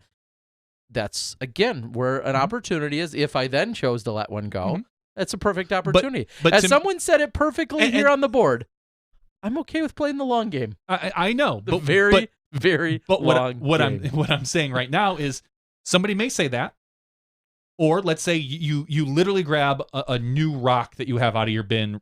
You go home, you're like, oh cool, I've got this rock. I'm just gonna give it to somebody. In 10 years, somebody can be like, I really, really, really just want that 2019 rock, because right now the two rocks are identical in value. Maybe to some people they are. To some people they're not, though. Like, there is nobody right now clamoring for a 2002. You don't know that. I do know that. There's not. You scour all the message boards. You scour all the Facebook groups. Nowhere have I ever seen somebody ask for an old DX Rancho rock. I've seen San Marinos. I've seen Ontarios. Not many people are looking for the standard Rancho rock. Maybe all I have to do is offer it. Maybe. And there could be a damn bidding war. Next thing you know, all of those that you think are worth $8 or $10 might be worth $25 or $30. Maybe. All right. Good. I've got a bunch of old DX rocks back there from that time. Put them up for sale, tough guy. They're not worth putting up for sale. Literally, they're not worth even putting them up for sale. Well, then just give them away. Paul says, Terry, do you guys need volunteers to help out at BSF? If you're an editor, absolutely. Or honestly, to be 100% about it, myself or Johnny or another gentleman maybe could use some help with an umbrella or two. As Sarah said, I think we're going to have umbrellas. However, sometimes that can get a little bit cumbersome, or sometimes just having another person kind of walking along with you. We're already going to be following FPO lead cards, so it's great to increase the gallery even by one more. And, sometimes you're carrying a few things that you may not need or you need for 6 holes, but then you don't need it for the other 12. And so if you can throw a water bottle or a few extra towels in your backpack, short answer, long, I think, as they say. Actually, sure, we could always use an extra hand. Maybe I could hand you an extra camera that I have along, and you could get potentially bonus footage or extra footage on top of what we already are getting. So, yeah, if you're around, Paul, I know you love to support women's disc golf. You've been very adamant about that throughout the years. If you're around, we'd love to. We could probably find something. Ramo says, for real, DGN needs to review these. Terry can pay him on the side to say how great they are, and boom, value. That's also a great play. I like that. Terry's going to just sell the Conrads and Philos and cash. I've got plenty of those. Can we see a podcast and you two split a bottle of your choice? Can we see a podcast? Ooh, that's a good idea. Except for when I have to drive home, so that wouldn't work. But we should we talked about it years ago. We need to have a marathon. That's something that should be done during our marathon. Trippy 20 umbrella. I wasn't even looking for it. It was in my top bin. This is exactly what he's talking about. Oh, yeah, yours is all beat up. It's been thrown. It's got names and goop on the side. Yeah, I know. Oh, yeah. Why? Who? Ugh. Yeah. But I'm not going to give it, like, this is the only one I have. But I'm going to give away this right here.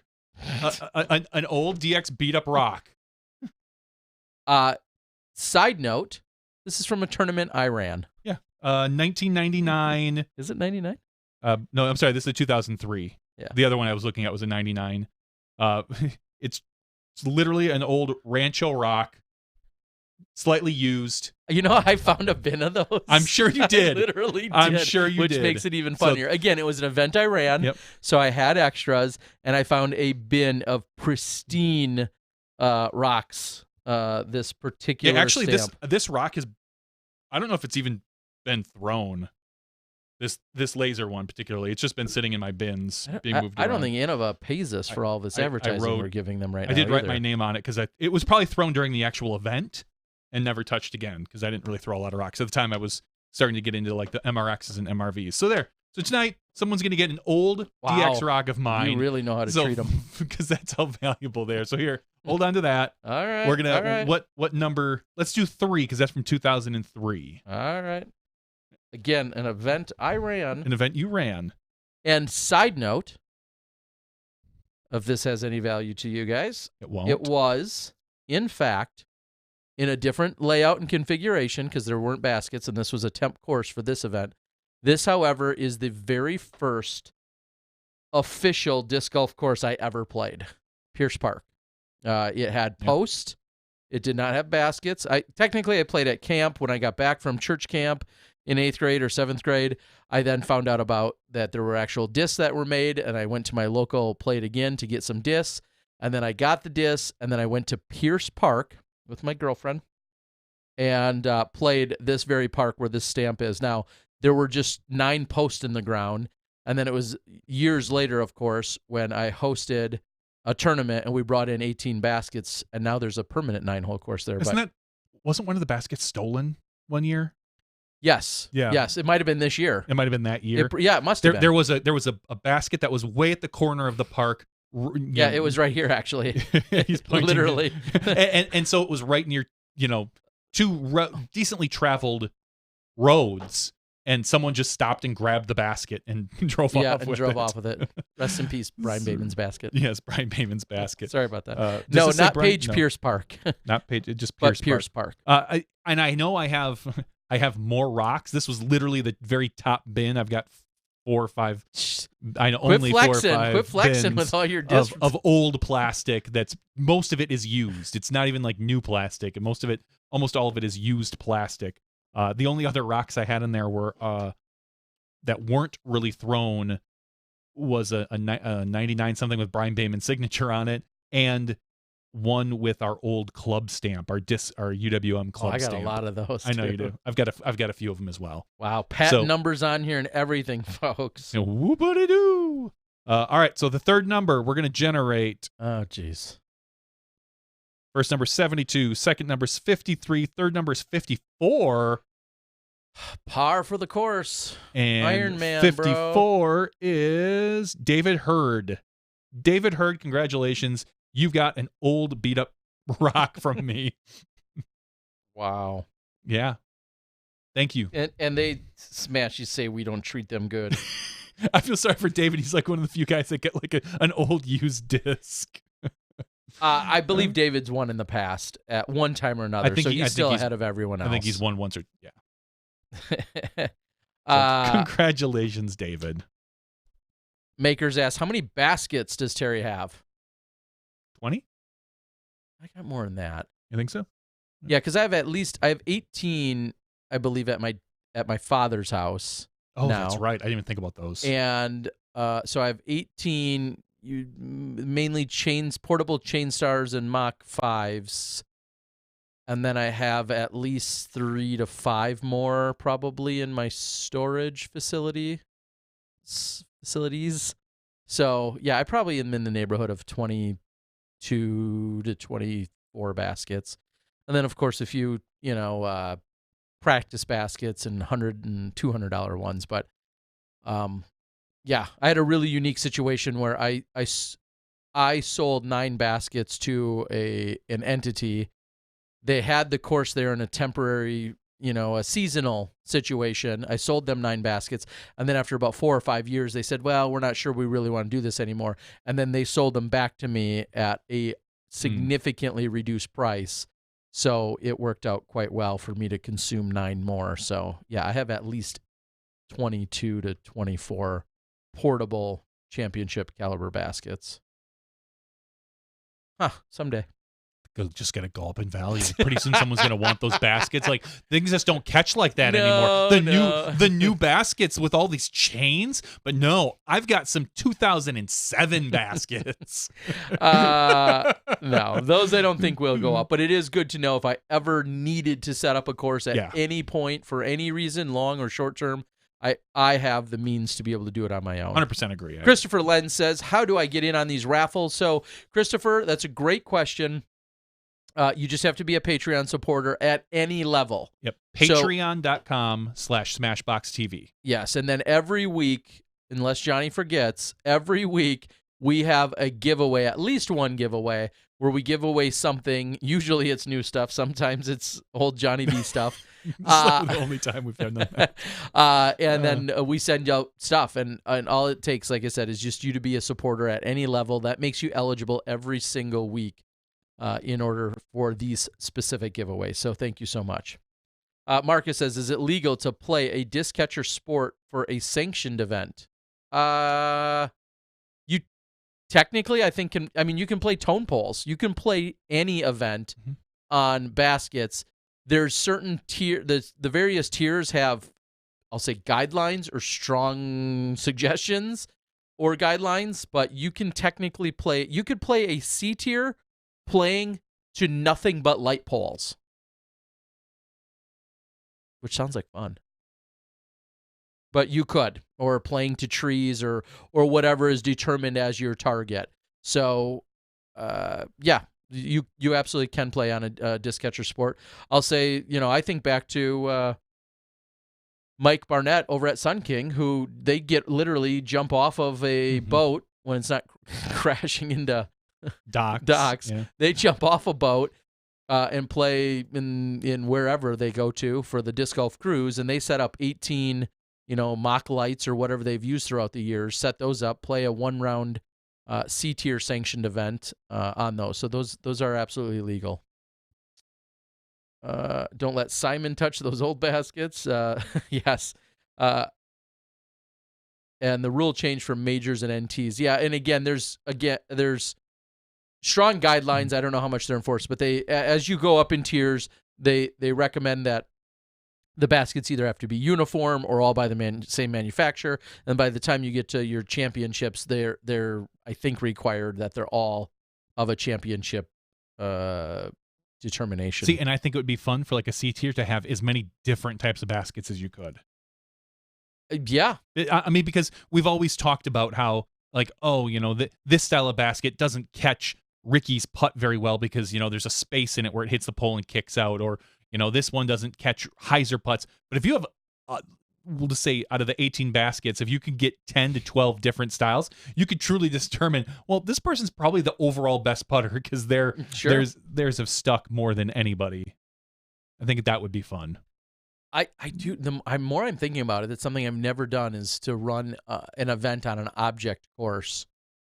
And then if you're going to do that, do you go all the way in and go to old Superclass discs? You could. I think that'd be a lot of fun. Yeah, Prodigy's got championship caliber baskets, MVP, Innova, Veterans. There are a bunch of them. You'd have to check the PDGA standards and guidelines as to what are officially deemed which style of basket. El Guapo baskets, go out and get yourself one of those, or a dozen, or two dozen. 2 dozen. 2 dozen. You can have a course and change. Yeah. And then you have an extra 6 holes just hanging out. Yeah. Or, in case your tournament fills up. Yeah. And then still have ghost holes. Even though you have empty. I'm getting silly. All right, guys, we're gonna call it. We new baskets at Milo? Really? Yeah, there are new baskets at Milo this Okay, year. well, newsflash. Spoiler. My whole previews and probably CCDGs will not feature the new baskets because they will be recycled whole previews. So you're not going to see the new baskets in the whole preview. You think Super CCDG minor. is going to do that too? He told me that they were using last year's. Okay, that makes sense. And I don't then. blame them. No, because the course hasn't changed. So, and if you have a good set of whole previews, there's no reason to go out and rerun the course short of a different color basket or a slightly different style. What baskets are they? New Innova 28s, I'm guessing. Oh, Marcus is clarifying. I love all the one-way chatter I have with myself here. Marcus is saying new uppers and chains only, and they're 28 chain assemblies for Innova. So we'll see new Innova baskets. No, Terry didn't crash the drone during his whole previews because he didn't do these whole previews. No, not recently. I have not. It still works quite well. All right, guys. Appreciate it. Thank you. Calling it a night. Johnny V. Terry Miller, Disc Golf Guy. Peace. Podcast 250 after show. We'll see you at the Beaver State and beyond next week. See you then.